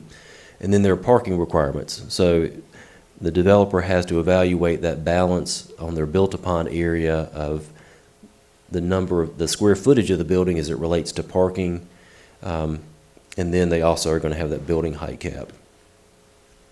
But this would clarify that it's not, again, if you had 100 acres, that 20 of those 36 acres, we're not going to say that you have to have that built-upon area of 20 acres, that it would just be 20% of that 36 acres.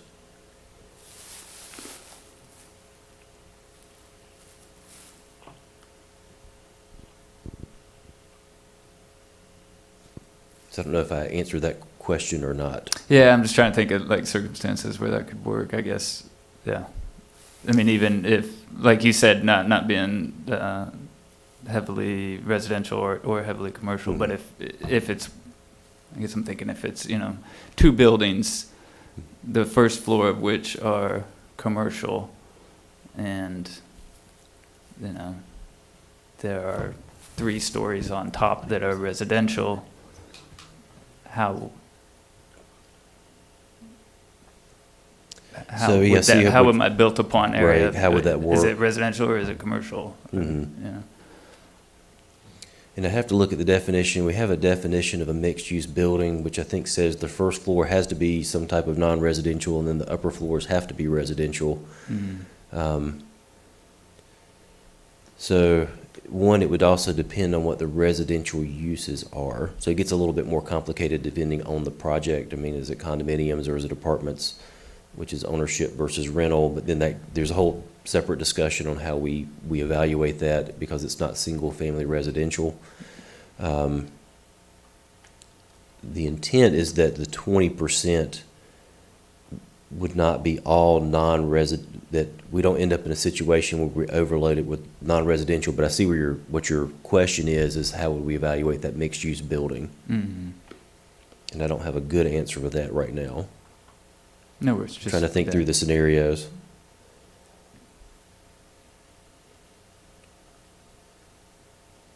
And in that one, it could be that we look at that mixed-use building to see what percentage of it is residential versus non-residential. I think there are a number of ways we could evaluate that particular structure to see how it would fit into this ratio. Okay. Any other questions? So we're going to move on to changes to section 10.13, which is the table of zoning permitted uses. So for this particular discussion, it's actually broken out, and we broke the table out into two different subtables. So what we're going to discuss first are new uses. So everything that you see in red, these are new uses that are being proposed to be added to the table of permitted uses. You'll notice that a large number of these uses are all industrial uses. So this came about from discussions with our Economic Development Corporation President, Alyssa Bird. One of the things that she's encountering is, as she receives requests from the Department of Commerce for different industrial users who want to locate in North Carolina, we're having to work with her to figure out how we would fit that into the zoning ordinance. So what we're finding is that we have a number of areas where there's a lot of gray in the zoning ordinance, so we don't have a lot of specificity. So we asked her if she could develop a list of industrial uses that she would see being located within the Moncure megasite. So it doesn't mean that these industries have asked to be located in, or asked to locate in the Moncure megasite, but because we know from experience that we have had some uses that were difficult to try to fit into a category, we thought it would be better to better define some of these uses and to also create a new category that's a catch-all for all heavy manufacturing uses that aren't listed, so that we have somewhere to place those uses. So one thing to note on here, if you look to the right-hand side under the category that says IH, you'll see the CU with a superscript 3 or just a CU. So what that means is those uses require a conditional use permit. So that's a quasi-judicial process that's supplemental or additional to the general use rezoning that might occur on a piece of property. So the difference between the CU without the superscript and then the CU with the superscript 3, there's a footnote that would be added to the table of permitted uses. And that reads that when Chatham County water and town of Sanford sewer infrastructure is utilized, the use is allowed by right. So this is designed that if there's a end user that wants to locate in the Moncure megasite and they're going to be tied onto the county water system and the town of Sanford sewer system, then we would treat this as a permitted by right use, meaning it would bypass the conditional use permitting process, and we would review it internally, and it would be an administrative review process. So one thing to note, for battery manufacturing, it does not have that alternate option where you can have the conditional use permit or allow by right. And then again, for the heavy manufacturing and processing, that kind of catch-all, that would automatically require the conditional use permit. But all of the other heavy industrial uses that would be new uses would have that option if it's located in the Moncure megasite to be allowed by right. If it's outside of the Moncure megasite, it's automatically a conditional use permit.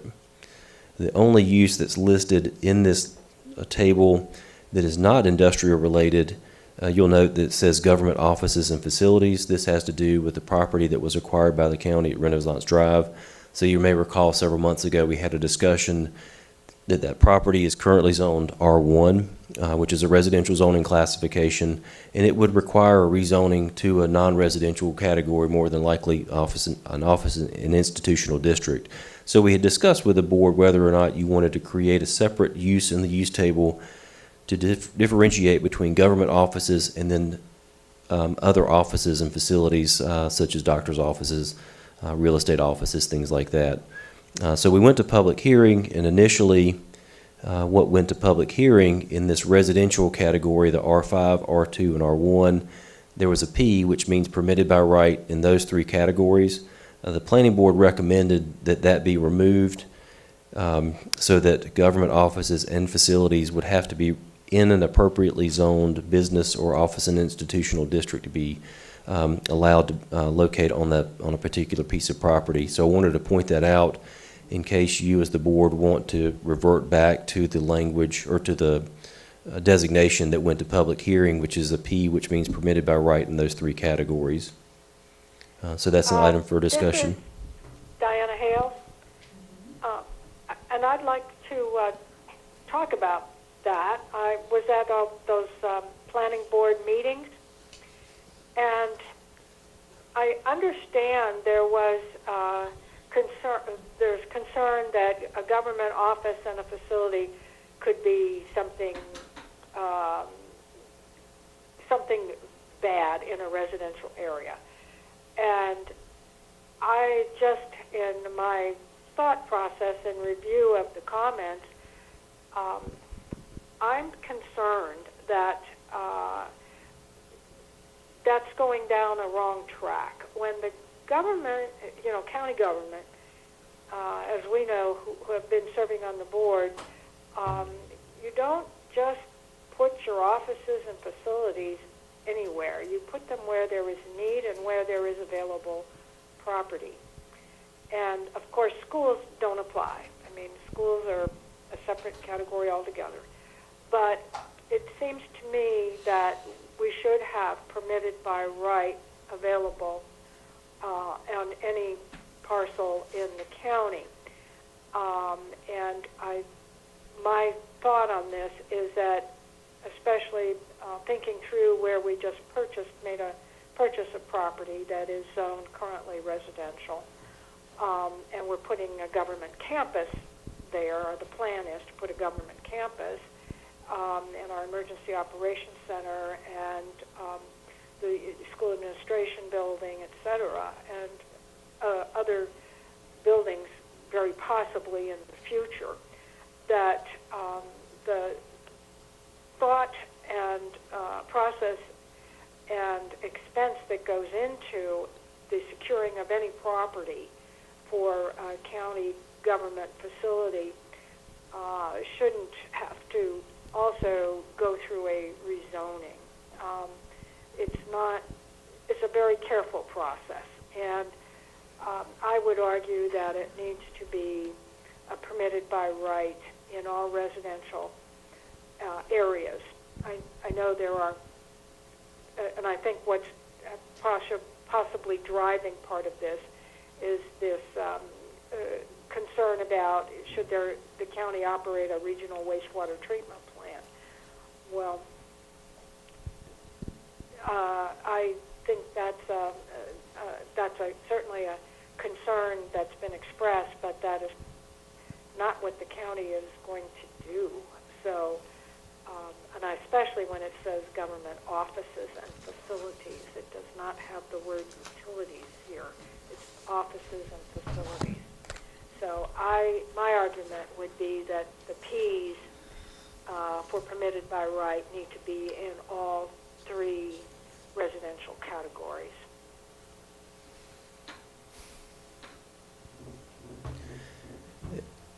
Did anyone else want to? Commissioner Crawford? So yeah, this is. Go ahead. I'm sorry. Yeah, that's a tough one. I mean, I can definitely see it from both. Could you speak up, please? I'm sorry, Diana. This is Mike Dasher. I think that's a tough one. I can see that from both sides. You had said this schools are not included in that. Is that correct? Do schools have a different classification? Jason? So this is Jason again. So I did want to clarify. So the government offices and facilities is not a catch-all for every government activity. So in the zoning ordinance and in the table of uses, there are more specific government activities that are listed, and if this is approved, and if government offices and facilities are allowed by right in residential districts, it doesn't override the more specific uses that are listed in the ordinance. So we have a use in the table of uses for schools that already requires a conditional use permit for those activities in the residential districts. If this is changed to allow a permitted by right status for government offices, it doesn't override the more specific requirements in the zoning ordinance. The same would apply to landfills, to a regional wastewater treatment plant. The communications tower, which is a piece of the emergency operations center, the tower itself requires a conditional use permit because we have that in the ordinance. The building where the office is located, if this is changed, would be allowed by right, but the tower itself is going to have to go through that separate permitting process. What about a park? Is a park So parks require a conditional use permit from that change that was made last year in regards to the assembly occupancies. So parks fell under that umbrella. They're going to require a conditional use permit. So we've already had discussions with Tracy Burnett about that as it relates to the park. I think, is it Parker's Creek Park? Yep, so Parker's Ridge Park. So when that one moves forward, it's actually going to require a conditional use permit, regardless of the change that's made tonight on the government offices and facilities. So I will say, it does seem to me as though this was removed out of some sort of fear of nefarious government overreach in residential areas. And if that ever becomes a legitimate concern, which I completely reject right now, that the appropriate place for addressing that would be through an ordinance, and narrowing the definitions of what government office and facilities could be. So it does seem like we're kind of, if we think of the purchase of land as a purchase really by the people, by the community, because it's community funds we're using, and then we turn around and charge the community in order for us to get permission to use the land for the thing that we purchased the land for, it seems counterintuitive. Government offices and facilities can be a defined category, and it is a defined category. And I would agree with Diana that it really, I can see that, someone may raise the concern that this could have been a really legitimate conversation, but I think that good governance, good local governance would require that we include the option as a permitted by use option for the building of government offices and facilities in all of these categories, zoning districts. What about, could we make it I'm sorry, Mike Dasher. Could we make it a conditional use in residential? Might that be a reasonable compromise? Because I guess I worry about saying we're government and and we can put things wherever we want to. And I know,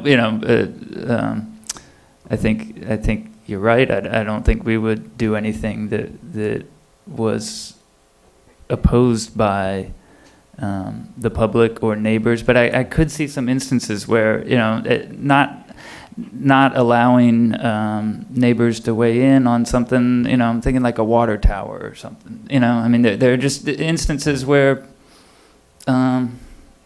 we allow them to, come in and talk to us when a business wants to locate or somebody wants to develop a property. And I feel like for the county to say, well, this is an area where you're not allowed to weigh in, just makes me nervous. But I would like to remind Mrs. Crawford, colleagues, that we are not the only government. So this would be the federal government and the state government as well. That's a good point. So it's not just what we imagine we would need, but kind of broader sense of government. They might have things that you and I can't imagine. So,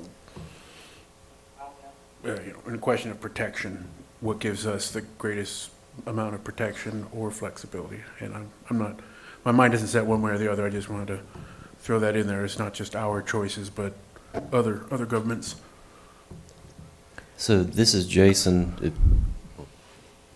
If you're So yes. A couple of points. One, during the planning board discussion, I think a lot of the concern came from how are government offices and facilities different than private offices.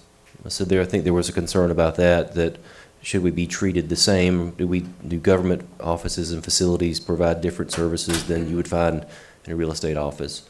So I think there's an argument that can be made both ways on that. A couple of other items, I did evaluate some of our surrounding jurisdictions to see how they treat government offices, and it's all different. Some don't allow it, some require conditional use or special use permits. Orange County allows it by right. But they say for their two excluded uses, detention centers, and I think there's another use. But other than that, they're permitted by right. So there's nothing that's consistent between local governments, but it's not uncommon to see a local government allow the facilities that we need to construct to be located wherever they're needed.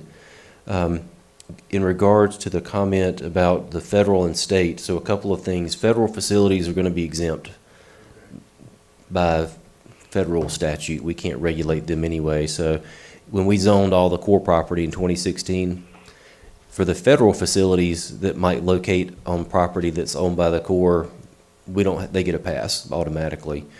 For state facilities, if it's a surface parking or it's basically a parking lot, those are exempt, but buildings we can regulate. So there is a difference there. If UNC or the state required property and wanted to build something that was a government office, then it would be permitted by right in residential districts. But if it's a surface parking lot, which is the situation we encountered with the park and ride lot at the intersection of Lister Road and 15501 several years ago, that was allowed by state statute then and still is in place today. And I have think, a question for Jason. So, like, if we build a library, now, would a library probably end up in a residential area, let's say? So, how, if we don't have it permitted by right, then should it be just conditional use? I understand people, so we want to have people weigh in on this, but they don't get to weigh in anyplace else, you know, in terms of the office and business classifications. I guess my question is twofold. Is it government utilities or government offices, and facilities, I can barely read this, government offices and facilities, from your standpoint, planning standpoint, would apply to even the federal government and or state government offices and facilities? Is that what I just understood you to say? So this is Jason, and federal facilities are exempt. And that's not a local issue, that's a federal issue where they're exempt from our regulation. The state-owned facilities would be subject to our ordinance as long as there's a building involved and not just a parking lot. So they would be allowed the same. State-owned buildings would be allowed that same option to be permitted by right.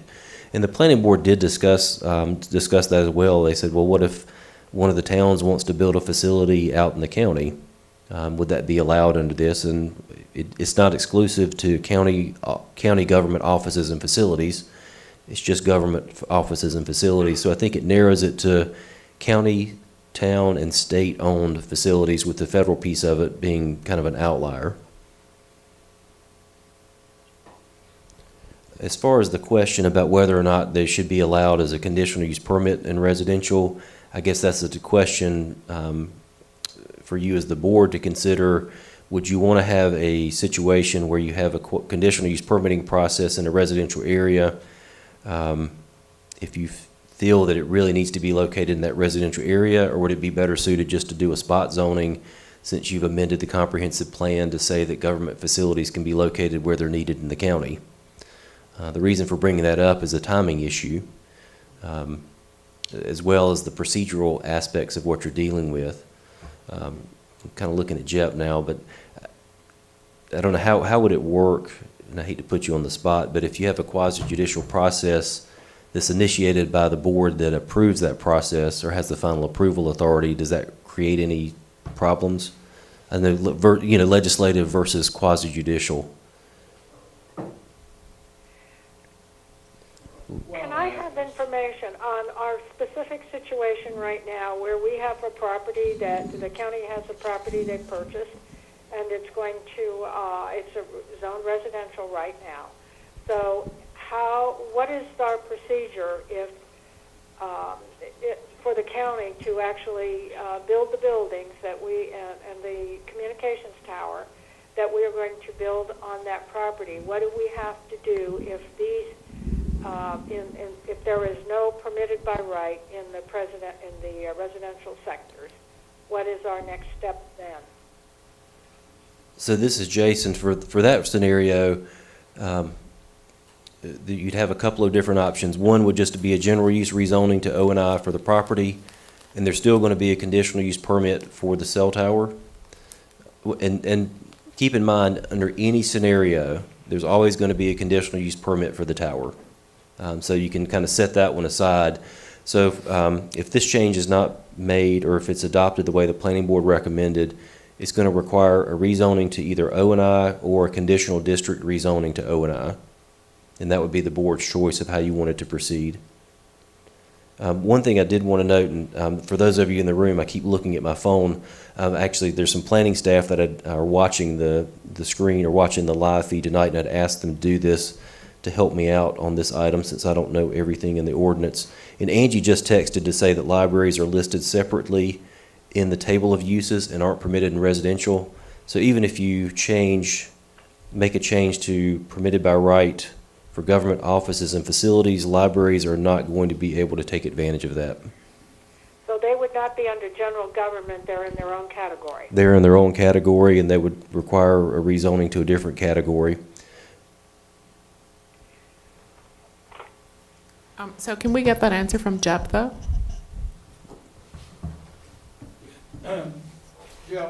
Speaking, Jason, on the quasi-judicial, where the government itself comes forward, the way it usually works is that the department that is requesting the permit would come forward, and the board would just have to act on it, notwithstanding the fact that it's the county, and that was a main challenge out of the Walnut Creek facility in Raleigh. Okay. Because that was the city's facility, and they had to issue a special use permit for it, and Okay. it was challenged and upheld. But I mean, there's simply no way around it. Okay.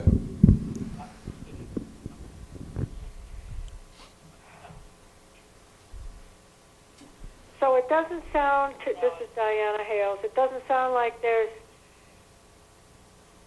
a tremendous amount of work if we leave for the county in order to change the designation, if we have no permitted by right in residential 5, 2, and 1. Is that correct? I was thinking we were helping to save some work time if the county buys a property. Yeah. But apparently it doesn't matter. So this is Jason. The timing piece of it. Jason, speak up, please. I can't Okay, hear you. sure. So the timing aspect, someone's going to have to prepare the application, depending on whether or not it's a general use rezoning or conditional district. There could be some significant, cost and then time involved in preparing the application. The second piece is the rezoning process itself is going to take 4 to 6 months. So from start to finish, and that's for a general use rezoning. If it's a conditional district rezoning, on the front end, depending on the amount of disturbance, an environmental impact assessment would have to be prepared, and there's going to have to be a community meeting as part of that submittal process. So that would have to be added onto the front end prior to application submittal. So that time frame of 4 to 6 months for general use rezoning could be extended out several more months under under a conditional district rezoning process. So in the situation of some of the communication towers, the Emergency Operations Office or department has already started holding community meetings for some of the cell towers that they're locating in the community to try to get ahead of the timing for the deployment of those cell towers, because we've had pre-application meetings with them and with the consulting firm they're working with, so that they have a good appreciation of the length of time that will be involved in going through the review and approval process. This is Diane again. So there is definitely with the communications tower, because it's under conditional use anyway, that process is going forward. How much of a time impact is there with the school, the Chatham County Schools Administrative Building? So this is Jason. So so there's two components to the Emergency Operations Center. One is the tower, the other is the building. So the building piece of it, Nothing has happened from a zoning perspective because I think it's somewhat waiting on this to see how this change in direction on the table of uses plays out. So if it's permitted by right, then it's all administrative for the building, the administrative office, and the same would apply for the school system administrative office. If it's permitted by right, then it's an administrative process. If it's not, then we're going to have to talk to the school system and emergency operations department, one, to figure out, as well as the county manager's office, are we going to pursue a general use rezoning, or are we going to apply for a conditional district rezoning? And then from that point, we will start timelining out what that looks like. And then you have to factor in whatever delays we may have from the pandemic, and when we can actually schedule an item for a public hearing. Correct. So if we don't do permitted by right, we're looking at months of delay on the school administration building for sure. This is Jason. That's correct. That, as well as the emergency operations administrative offices. So this is Dan. Is there, if we made it conditional use in those 3 districts, would that save any time? And this is Jason. It would not. All it's going to add is the layer of complexity of the quasi-judicial process into the mix. I mean, there's probably an argument one way or the other, but I think the change that was made to the comprehensive plan a few months ago makes it easier to rezone the property to an O&I district than it does to just ease of the procedural aspects than a conditional use permitting process. If it is a conditional use permitting process in the residential districts, it also doesn't mean that you have to use that process. You could just say, we're just going to rezone it to O&I.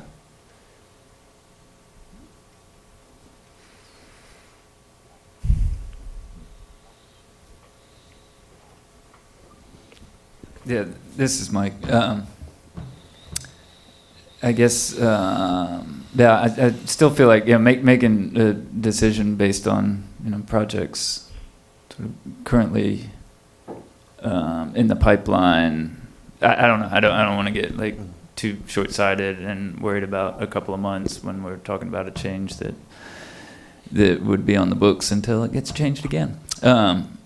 So I mean, I certainly don't get the impression that this board is opposed to any of the projects that are currently underway. So I guess I'm wondering, would it really delay a project from moving forward? I'm assuming design and all those things could still be taking place while a rezoning was in the works. Is that not? Well, there would be uncertainty as to whether or not the rezoning would be approved. Sure. Because to move forward as staff would be assuming that the board would vote favorably to that. So we would not. Right. But this board did vote to acquire the land for the, But there's placement also of an systems. election coming up. That's Sorry, right, I just yeah. want to point out, this is Karen Howard, an election coming up. The same people may not be on the board at the time the decision comes to be made. That's true. And, I think that's important. But I also think, and I don't want to, I feel like we're not narrowing it down to this particular question, although I think these particular building opportunities that are looming ahead of us are an example of the kinds of things that governments undertake in order to serve the community. Like these are for functions that are essential to the school system, to our emergency management. In order for the county to conduct its business, it has to be able to build offices and facilities. And I want to reiterate, if we are making this decision out of fear that if might happen someday, that's a really bad place to be making a decision from. I would much rather hear us making a decision in a proactive, thoughtful way that anticipated positive negatives, but did not operate in fear of this, notion of big government overreach, when in reality, the majority of government building that happens in this county happens under the direction of the locally elected Board of Commissioners, whoever they may be at that time. We may not like what they do when it's not us, but it still happens in the context of, their notions of good governance.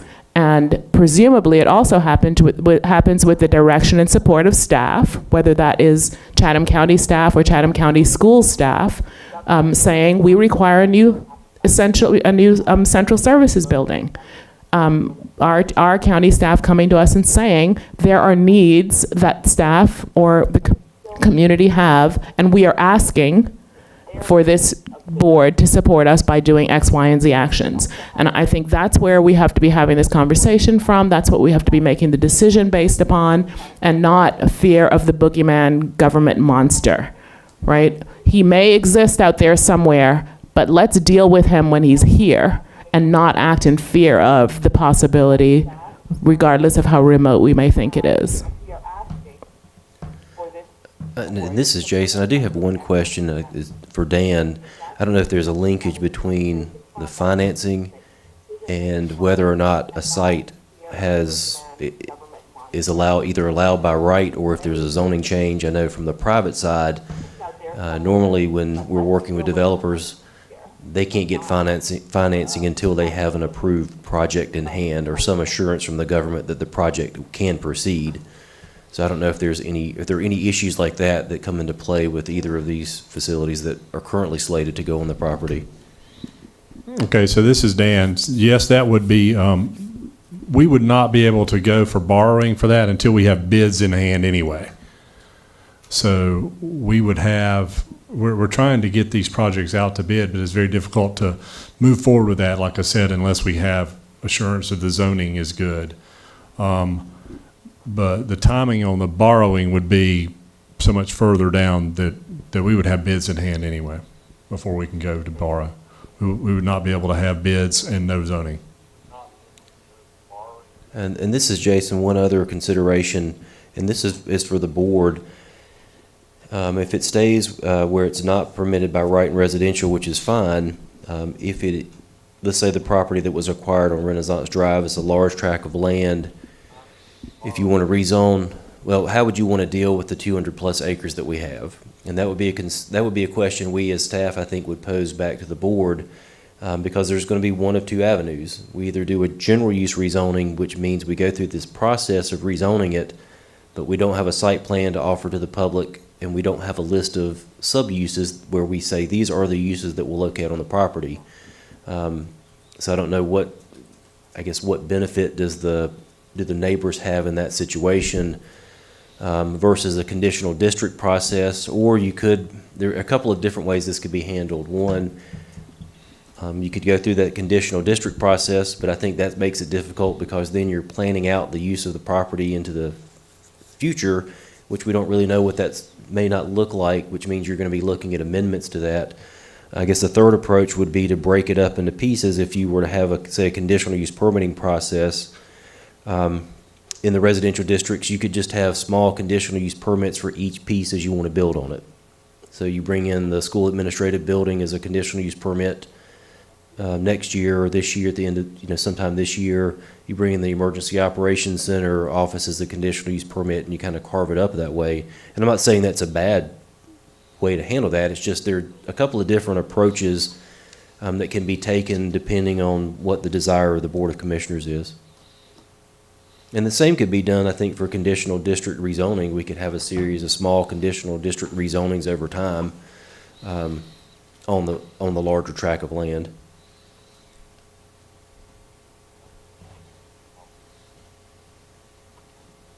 But again, the reason for bringing that up, I don't know that a general use rezoning is going to give the public the assurance that having it zoned residential with the uses being permitted by right, because you can't get into the details of what that site's going to look like with the public through a general use process.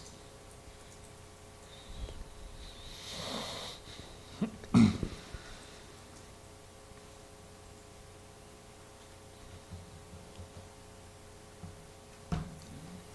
if you want to mull that over, we've got a couple more pages This is Diana Hales. I want to make a motion to have Diana, can you hold 1 second? We did not do individual motion for the first one. So I think if we're not going to do an individual motion for each one, we might want to wait and hear these all out. Does that sound acceptable to you, Diana? Okay, that's fine. Okay. So have we exhausted this one? I think we've temporarily exhausted it. Okay, so moving on, and not moving off of this page, but one item I did want to bring to your attention under battery manufacturer. When that went to public hearing, where it says CU, that was a CU with a superscript of 3. The planning board had some discomfort with that, but in speaking with the Economic Development Corporation president, she did ask if I would just bring that to the board's attention to see if you have any desire to change that back to what went to public hearing, or if you're just more comfortable leaving it as a conditional use permit.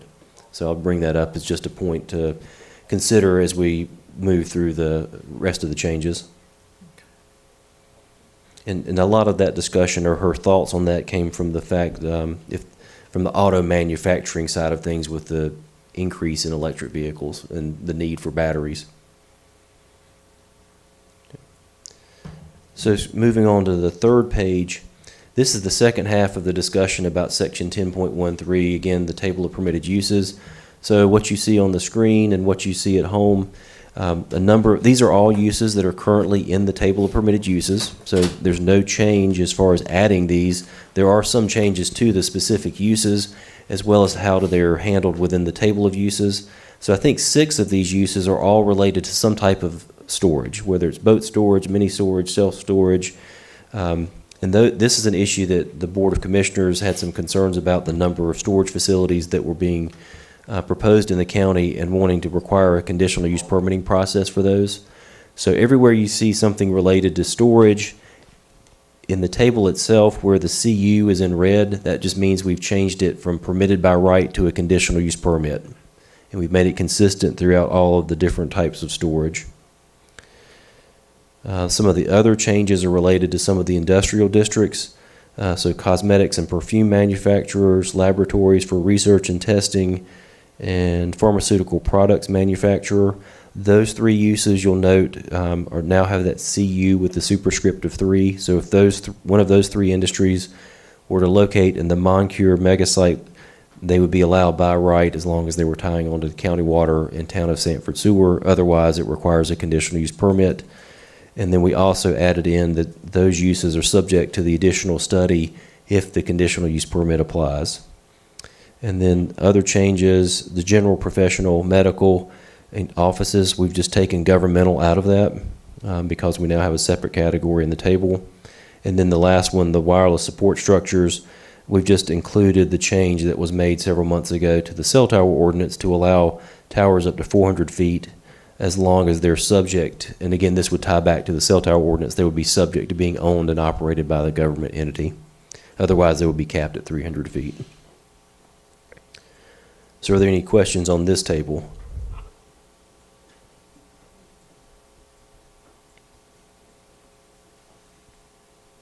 Okay. So moving to the last page, these are more cleanup than anything. So the regulations governing signs, where it says 15.12, following signs listed shall not require a permit, and it refers back to section 15.5. This is an item that Janie Phelps in our office caught. It's been in the ordinance, I think, probably since the inception of the ordinance. What this does is it refers back to section 15.5, which are signs that are allowed in any zoning district. What it says is they don't require a permit, but if you go to section 15.5, there's a whole list of different signs, most of which are temporary, meaning you can put them in the ground. When your activity's over, you pull them out of the ground. So if you're selling a house, you put the sign out. When you're done, you pick it up. There are 2 categories in number 6 and number 8 that are not temporary signs. So number 6 relates to, let me get my notes.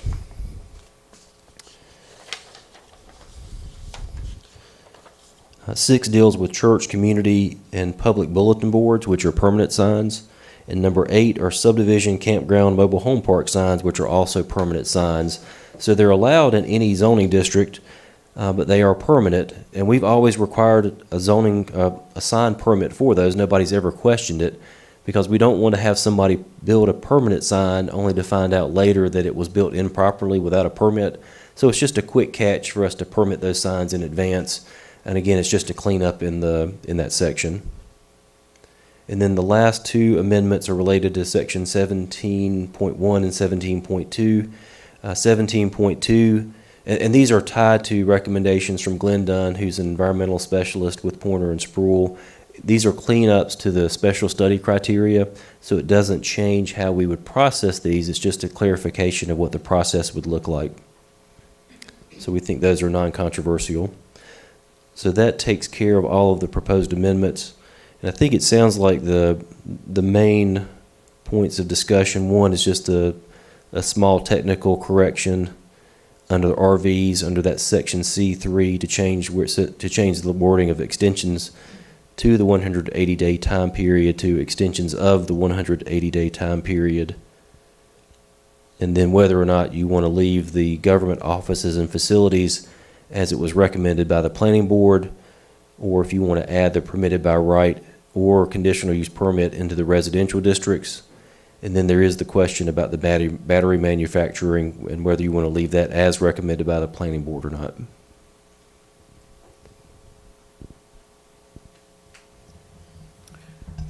Okay.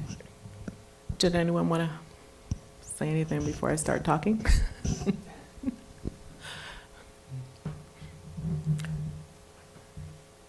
I will jump in and say that I'm inclined to leave the battery manufacturer as conditional use without the subscript.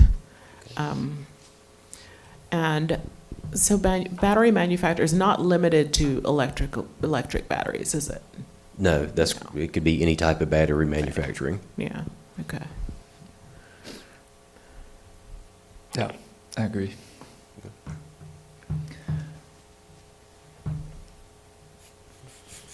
And I'm also inclined, again, to make a distinction between government offices and facilities and offices that under, what was the other section? General professional and medical offices. General professional and medical offices, which are, by their nature designed for, as business, as someone's enterprise, where government offices and facilities are only for the benefit of the community and are not designed to become somebody's personal asset, investment maker, business, and so they are, I think should necessarily be distinguished from our individual business enterprises. And I can certainly understand having those permitted in certain areas and not necessarily in residential, because they wouldn't have the same, there wouldn't be the same, the one thing that the public has is access to its governance through the vote. And you don't necessarily, people aren't going to get that when a business is coming to locate in a residential neighborhood. They're not going to outvote them next election. You're kind of stuck with the whatever that business owner might be wanting to do in your residential neighborhood. And I could see compelling reasons for a business to locate where there are residences, if it means that you have a captive audience. Which may be very different which should be very different than the things that weigh on government when they're looking at where to purchase land and where to locate facilities.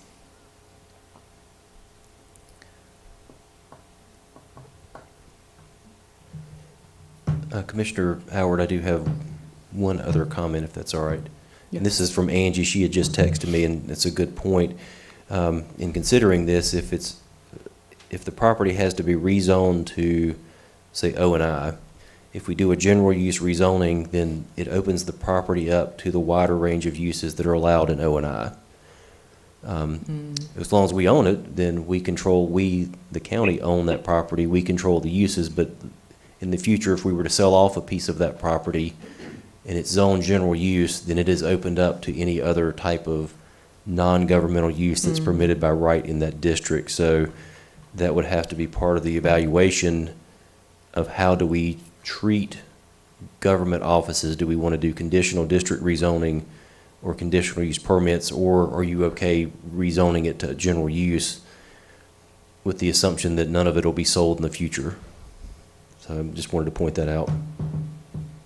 The other item, you also have a consistency statement that is part of this. That's a separate action. That's a resolution, so we can cover that later. Okay.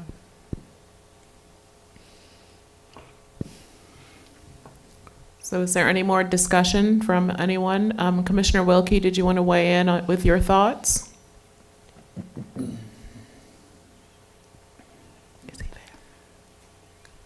Commissioner Wilkie, are you there? Commissioner Wilkie, are you on the call? Would you like for me to disconnect the call and call them back? Yeah, we don't know how long he's been gone, do we? This is Commissioner Hales. It is extremely hard to hear this conversation. Extremely difficult. A lot of feedback through the phone. So is there a motion to be made on? Can you hear me? We can hear you, Commissioner Wilkie. Thank you. Commissioner Wilkie, were you able to hear the conversation we were having, or did we lose you before that? Commissioner Wilkie, are you listening with your phone or? Can you hear me now? Yes, we can hear you. Yes. Okay. I don't think he can hear us. I'll weigh in as long as we're, if the floor is open. Yeah, I mean, I like I said, I get the government offices. I think It was jumbled up. I could barely make out what was going on. There's feedback and break. Commissioner Wilkie, are you listening through your phone or are you listening through the live stream? The live stream is worse than the phone. Right. We need you to turn off the live stream and just listen through your phone, because Okay. if you listen to the live stream, you're hearing everything 20 seconds after it's been said. Right.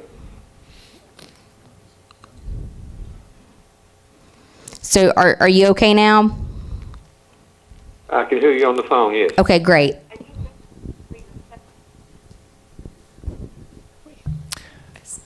There's still feedback, sorry. And it's been throughout the last 2 hours. Yes. They need to be on this end. It's not been very pleasant. But is there a motion? Karen, Howard, I could not understand what you were saying. Were you saying to accept all of these recommendations, or did you have, there's a list of recommendations in this? Commissioner Hales, no, I did not say that. I did speak to the battery manufacturer and the change that was made at the planning board to CU, from CU with the subscript 3. In support of the planning department, CU, right? Right. And then I also was reiterating my comments about government offices and facilities, and wanted to draw a distinction specifically between government offices and facilities and the category that it was initially included in, which was general office. Is that right? Yeah, general professional medical offices. And so I just spoke very briefly about why I think there should be a distinction between those. But there was no motion, and Commissioner Dasher was about to say something. So I'm going to yield the floor to Commissioner Dasher. Thank you. I think a couple hang-ups here for me, and I'm fine with the planning board's recommendation here. I would be less inclined to support use by right in residential districts. Although I like I said, I can see it from both sides. It makes me nervous anytime we say, private sector, you follow these rules, and we're going to have different rules for us. And the other thing that I'm a little just apprehensive about, I guess, still is the RV situation. And again, I don't know the housing situations throughout the county, but I know that people live in less than ideal conditions, and I don't know, saying that's illegal would again give me some pause, but I understand the reasons for that as well. So that's my 2 cents.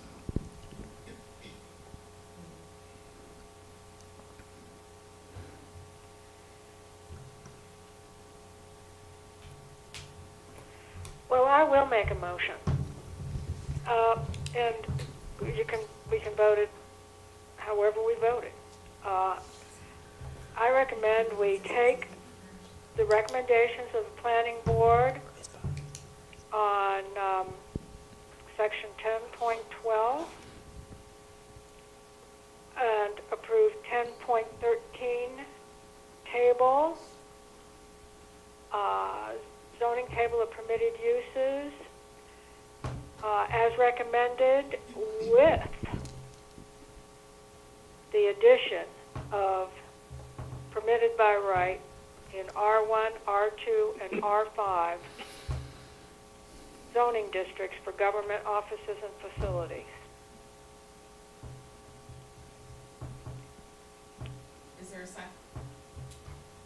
Is there a second? There's more. There's other items on a motion, but let's. Oh. Shall I include everything else, or shall we just stop there for the? Do they need to do the consistency statement first? Do they need to do?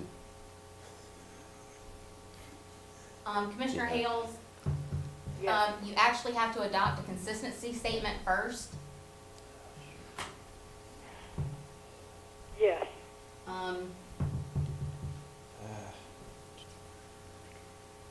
And the consistency statement applies to every one of those every one of those items.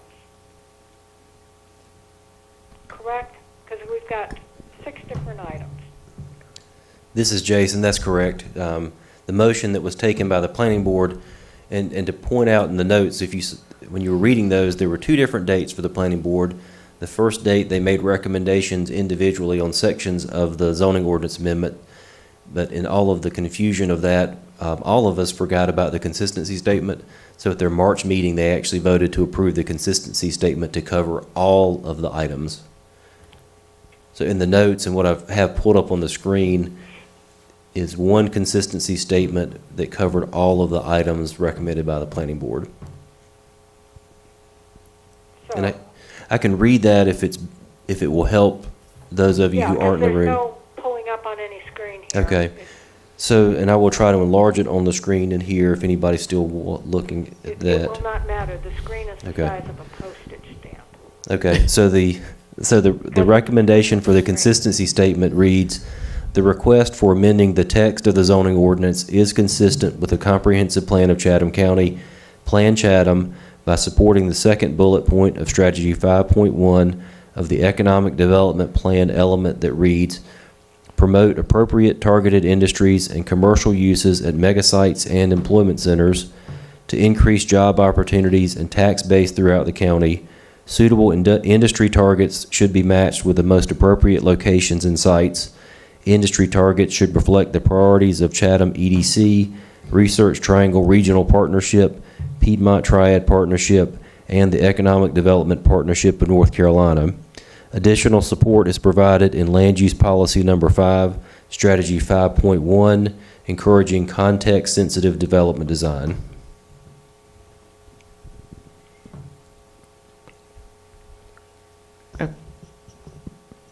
Is there a motion? So, and that consistency statement applies to every section that we're dealing with here.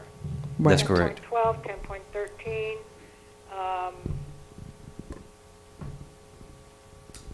Section 15, Section 17, is that right? That's correct. Yes.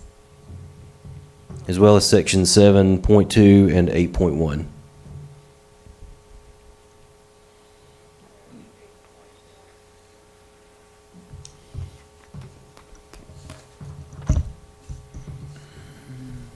All right. I will move that we adopt the text amendments of the zoning ordinance as consistent with the comprehensive plan as stated. And is there a second? For all those sections, and I want those sections to be specified also in this. Crawford seconds. All in favor? Aye. Aye. Any opposed? No.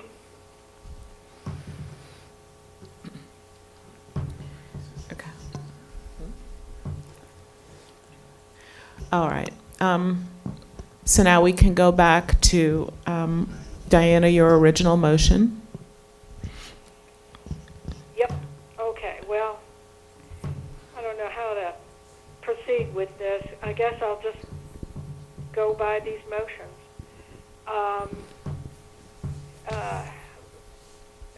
To approve section 10.12, off-street parking requirements.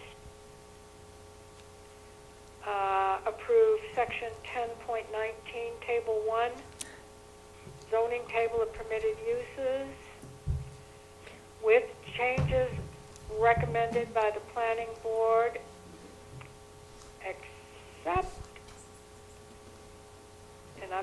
except adding permitted by right to R1, R2, and R5 zoning districts for government offices and facilities. Approve amendment 10.13, table 1, zoning table of permitted uses with following revisions. Changing CU3 to CU in light industrial district for laboratories for research and testing, pharmaceutical products manufacture, and add P permitted by right in the B1 district for general, professional, and medical offices. Approve amendment section 15, regulations governing signs. And approve amendment to section 17, conditional use permits. Did I miss one, Jason? The two that were missed were section 7.2 definitions for the RV parks and section 8.1, which also not RV parks, but recreational vehicles, as well as section 8.1, which dealt with the standards for recreational vehicles. Okay, so 8.1, section 8.1, and what was the other one? Section 7.2. Okay, those two. So that's my motion to approve with that one additional item as adding P permitted by right in R1, R2, and R5 for government offices and facilities. Okay. And is there a second? Crawford seconds.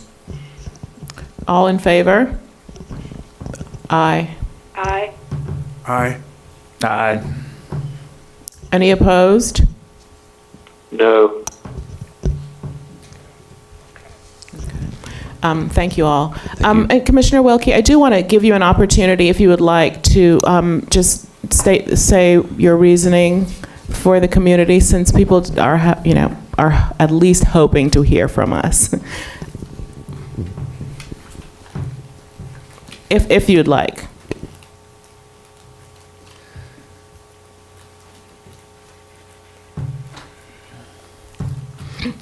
Okay, we'll move along to clerk's reports. Commissioners, the staff would like to ask the board to cancel the May 4th Board of Commissioners meeting. The only reason we were scheduled to have that meeting was so that staff could present the budget to the board. We are able to get the presentation of the budget out to the community through our website, and a copy will be available in my office on May 4th. But we just thought because of the circumstances right now surrounding the pandemic, that it might be better to handle that this way instead of having a physical meeting. And then there will be the public hearing as scheduled on May 18th. Okay. So do we need to vote too? I think Because just by consensus is fine. Okay, all right. Is anybody opposed to Is there a that? consensus of the board? Is there any concern about not having the May 4th board meeting? So, and the May 18th is the public hearing, is that right? That's correct. So this will allow 2 weeks for the budget to be out for the community to look at before the May 18th hearing. And can I just ask, so there will be a budget presentation, and will that be by the county manager? Yes. And some sort of a video feed or something? That's Okay. our intention, to have it, some type of video put out on the website, and then we'll have copies of the budget. The libraries, we assume, will still be closed, but we will have it at our manager's office Right, okay. for Thank you. review by anyone, and by the public if they want to come by and see. Great, thank you. And just a couple more things. Just a reminder, your budget one-on-one sessions are May 1st, so thank you all for signing up for your slot. And then I just wanted to let you know about a youth engagement initiative we're working on. I'm on the Health Alliance Poverty Subcommittee Education Working Group Youth Engagement Team. So that's a long way of saying we're working on youth engagement. And last week, the nonprofits and groups that are focusing on this issue decided that we're going to do a social media campaign starting this week where the different agencies, Boys and Girls Club, OLP with Hispanic Liaison, Communities in Schools, 4-H, are going to do a Spirit Week. And they're asking the members, the kids, the youth, to post things to social media relating to that Spirit Week. And we are going to share those on the county social media to try to get the rest of the community involved to participate. And we're at least going to do this for 2 weeks, maybe longer. Okay, great, thank you. Wow. Yes, Right. and I need your signatures before you leave, so don't go. Thank you, that's all I have. All right, thank you. And do we have anything from the manager? Yes, Madam Chair, thank you very much. A number of things. So we heard from Leighton Long earlier that he is retiring. I meant to announce this at the last meeting, but we were a little bit stressed by the onset of this pandemic, and I failed to mention that. His successor is Mike Zellick as an interim health director. The Board of Health appointed Mike Zellick as interim. Happy to have him. He's now serving in the health department and has been instrumental in this as part of the PIO team. Also retiring is Darlene Udell. So Leighton's retirement date is the end of this month. Darlene's retirement date is the end of next month. And I will read an email she sent to me that I thought was important to read. She says, "My only regret is that I did not find Chatham County earlier. This has been the most satisfying place I've worked in North Carolina. If I were to work any longer, I would not even think about leaving. My decision is not about anyone here or the environment. It is about my need to finally give myself time to do things I want to before I cannot do them. I truly am glad to have had the time here that I have." So Darlene will be greatly missed. We are working now on the transition plan for when she leaves. We'll be coming with some plans on how we're going to do that, whether it be interim or posting next month. Another announcement I want to make is Chatham Transit Network has finally moved into their new facility at the old bus garage. We were ready to move in, and then they started laying pipe across the driveway. So we're held up a little bit on the paving, but they have moved in now, a beautiful facility. We'll sort of try to line up a time when the board can come by and view that beautiful place when we can. Next thing I have is, I'll be handing this out. So I had mentioned this to some of you before. I've been working with the assistant manager and the deputy manager on reorganization of the manager's office on duties between the three of us. This is the organizational chart that we worked on. I won't go into great detail on that, but you can see we've divided up some of the duties among us. This is for efficiency's sake. I was working with the previous manager on doing this for 3 years, and we finally have made some of these decisions. We think this will be a good, efficient way for all the departments to have a good open line of communication with the manager's office and their respective staff. And sorry, so will you send a copy of this to the commissioners? I will. Yes, okay. Thank you for pointing that out. So Commissioner Hales or Commissioner Wilkie, I'll be sending this out in email to you this evening. One last thing, I wanted to give a little bit of an update for the COVID-19. I will say, this has been an extremely challenging time for county staff. Never before have we looked at limiting our face-to-face contact with the public in the public service industry that we are in. I have to say I could not be prouder of our staff. We have an amazing team here. Everyone has really stepped up. They've adapted to and changed to the way they do business with the public, done an excellent job with that. We don't provide all of the services that we did before, but we are providing most all the services we did, just in different ways. I have to say the health department, emergency management, and the PIO team, and that includes a number of people who have worked together on that, have just done phenomenal work. We could not have a more professional team of people doing that work, and it reflects very well on Chatham County in this state and throughout this pandemic. The other departments that we have been amazing. They have found ways to reach their public that they didn't anticipate.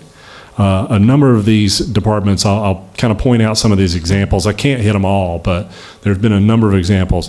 The library, for instance, has done the online story time and authors talk on Instagram Live. They have issued nearly 200 new library accounts through this, through reaching out for online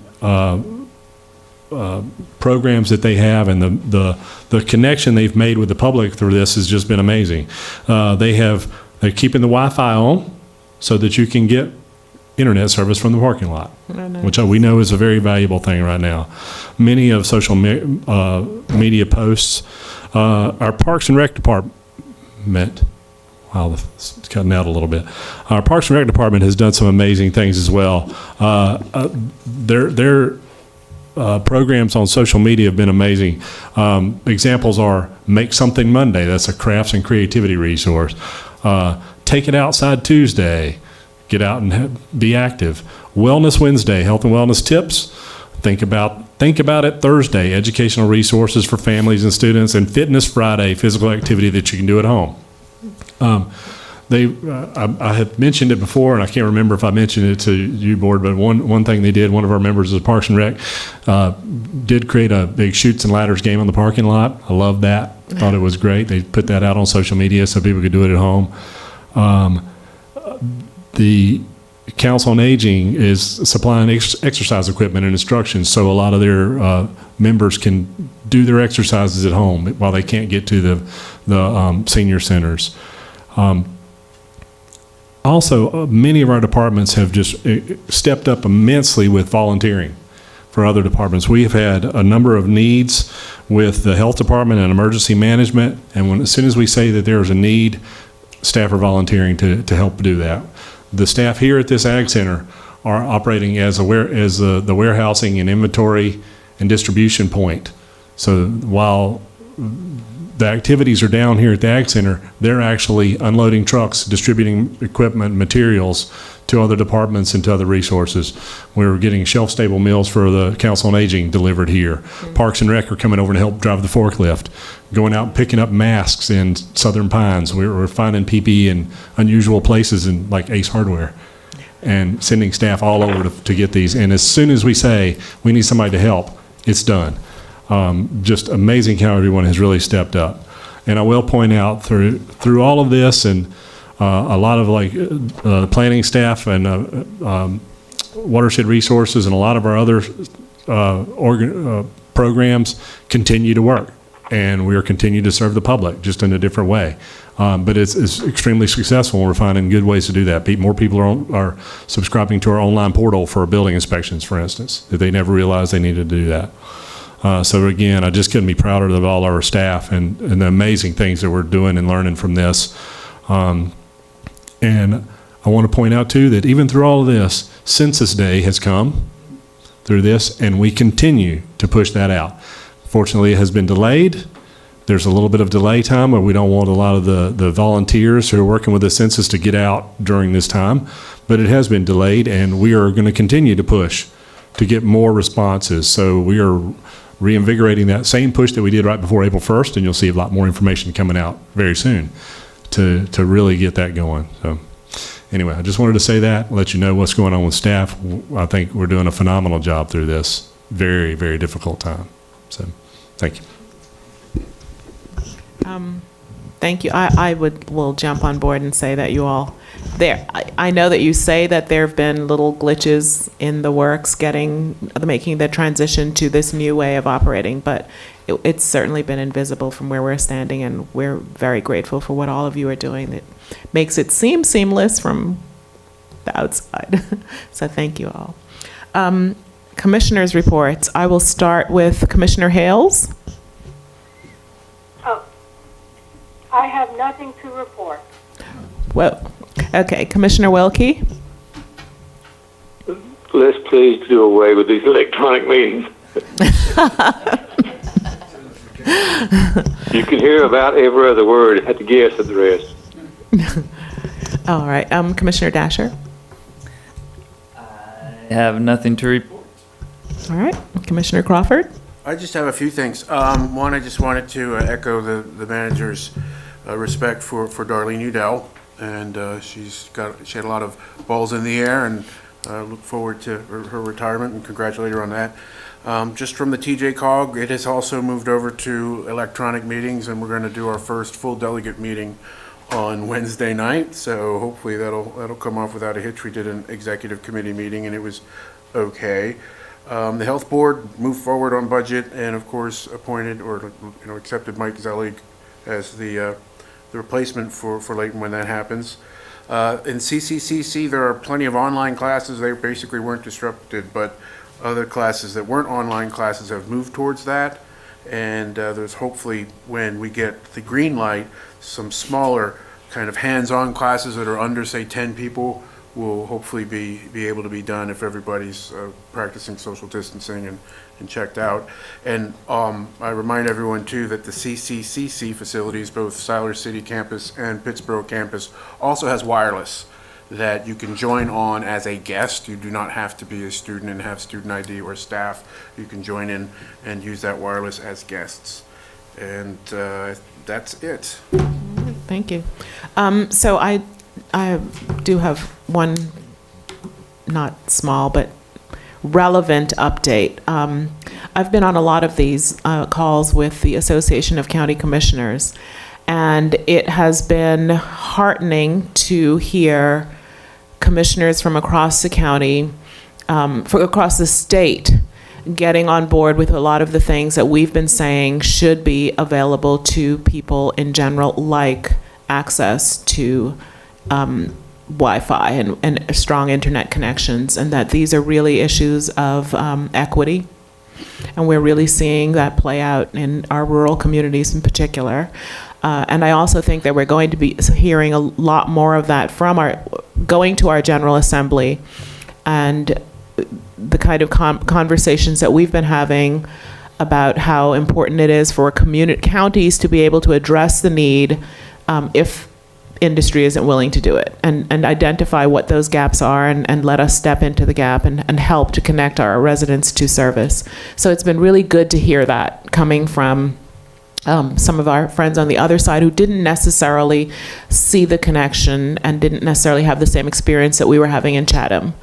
So that's been helpful, but also just to hear the collaborative spirit in those conversations where our political issues fall aside, where we're no longer focused on whether we're rural or urban, where the issues in the mountains are the same as the issues in the Piedmont and on the coast, and that we have really, as an association, pulled together and are pushing for things that simply help North Carolinians collectively. And so that's been very good. And my only hope is that, if we're going to see something at all positive come out of this, it's going to be because we all saw the common denominators and did not look for our differences so consistently. And that is it. That's all I have to report.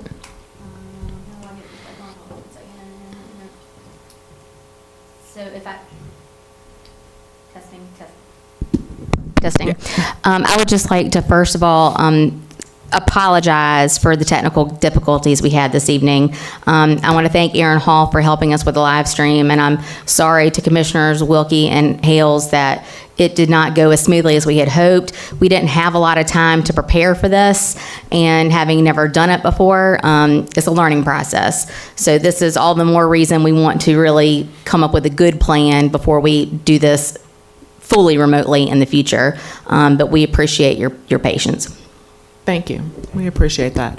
And we know that it was, that this was a bit of a stretch for all of us to try to, adapt to this new landscape, and it wasn't going to be perfect, but hopefully the community was able to hear us well enough. We understand that there were echoes, that there was a background noise, that there may have been times when our voices were not clear, but we hope that you were able to understand and follow the gist of the vast majority of what we've been talking about. And we are committed to making sure that the future meetings are more easily heard and accessible, and hopefully we will be out of this and able to go back to our normal practice, but in the interim we will do the best that we can. And thank you, Lindsay. Is there a motion to adjourn? So moved. Second? Second. Oh, okay. On that note, we will see you all in the future. Thank you. Commissioner Wilkie. Yes. I guess I don't need the microphone for this. I just wanted to, in case you didn't hear that, we have adjourned the meeting, and I will hang up on you now. Unless you have anything else to say. Okay. Have a good night. All right, Thank you. Bye bye. Okay, Mike.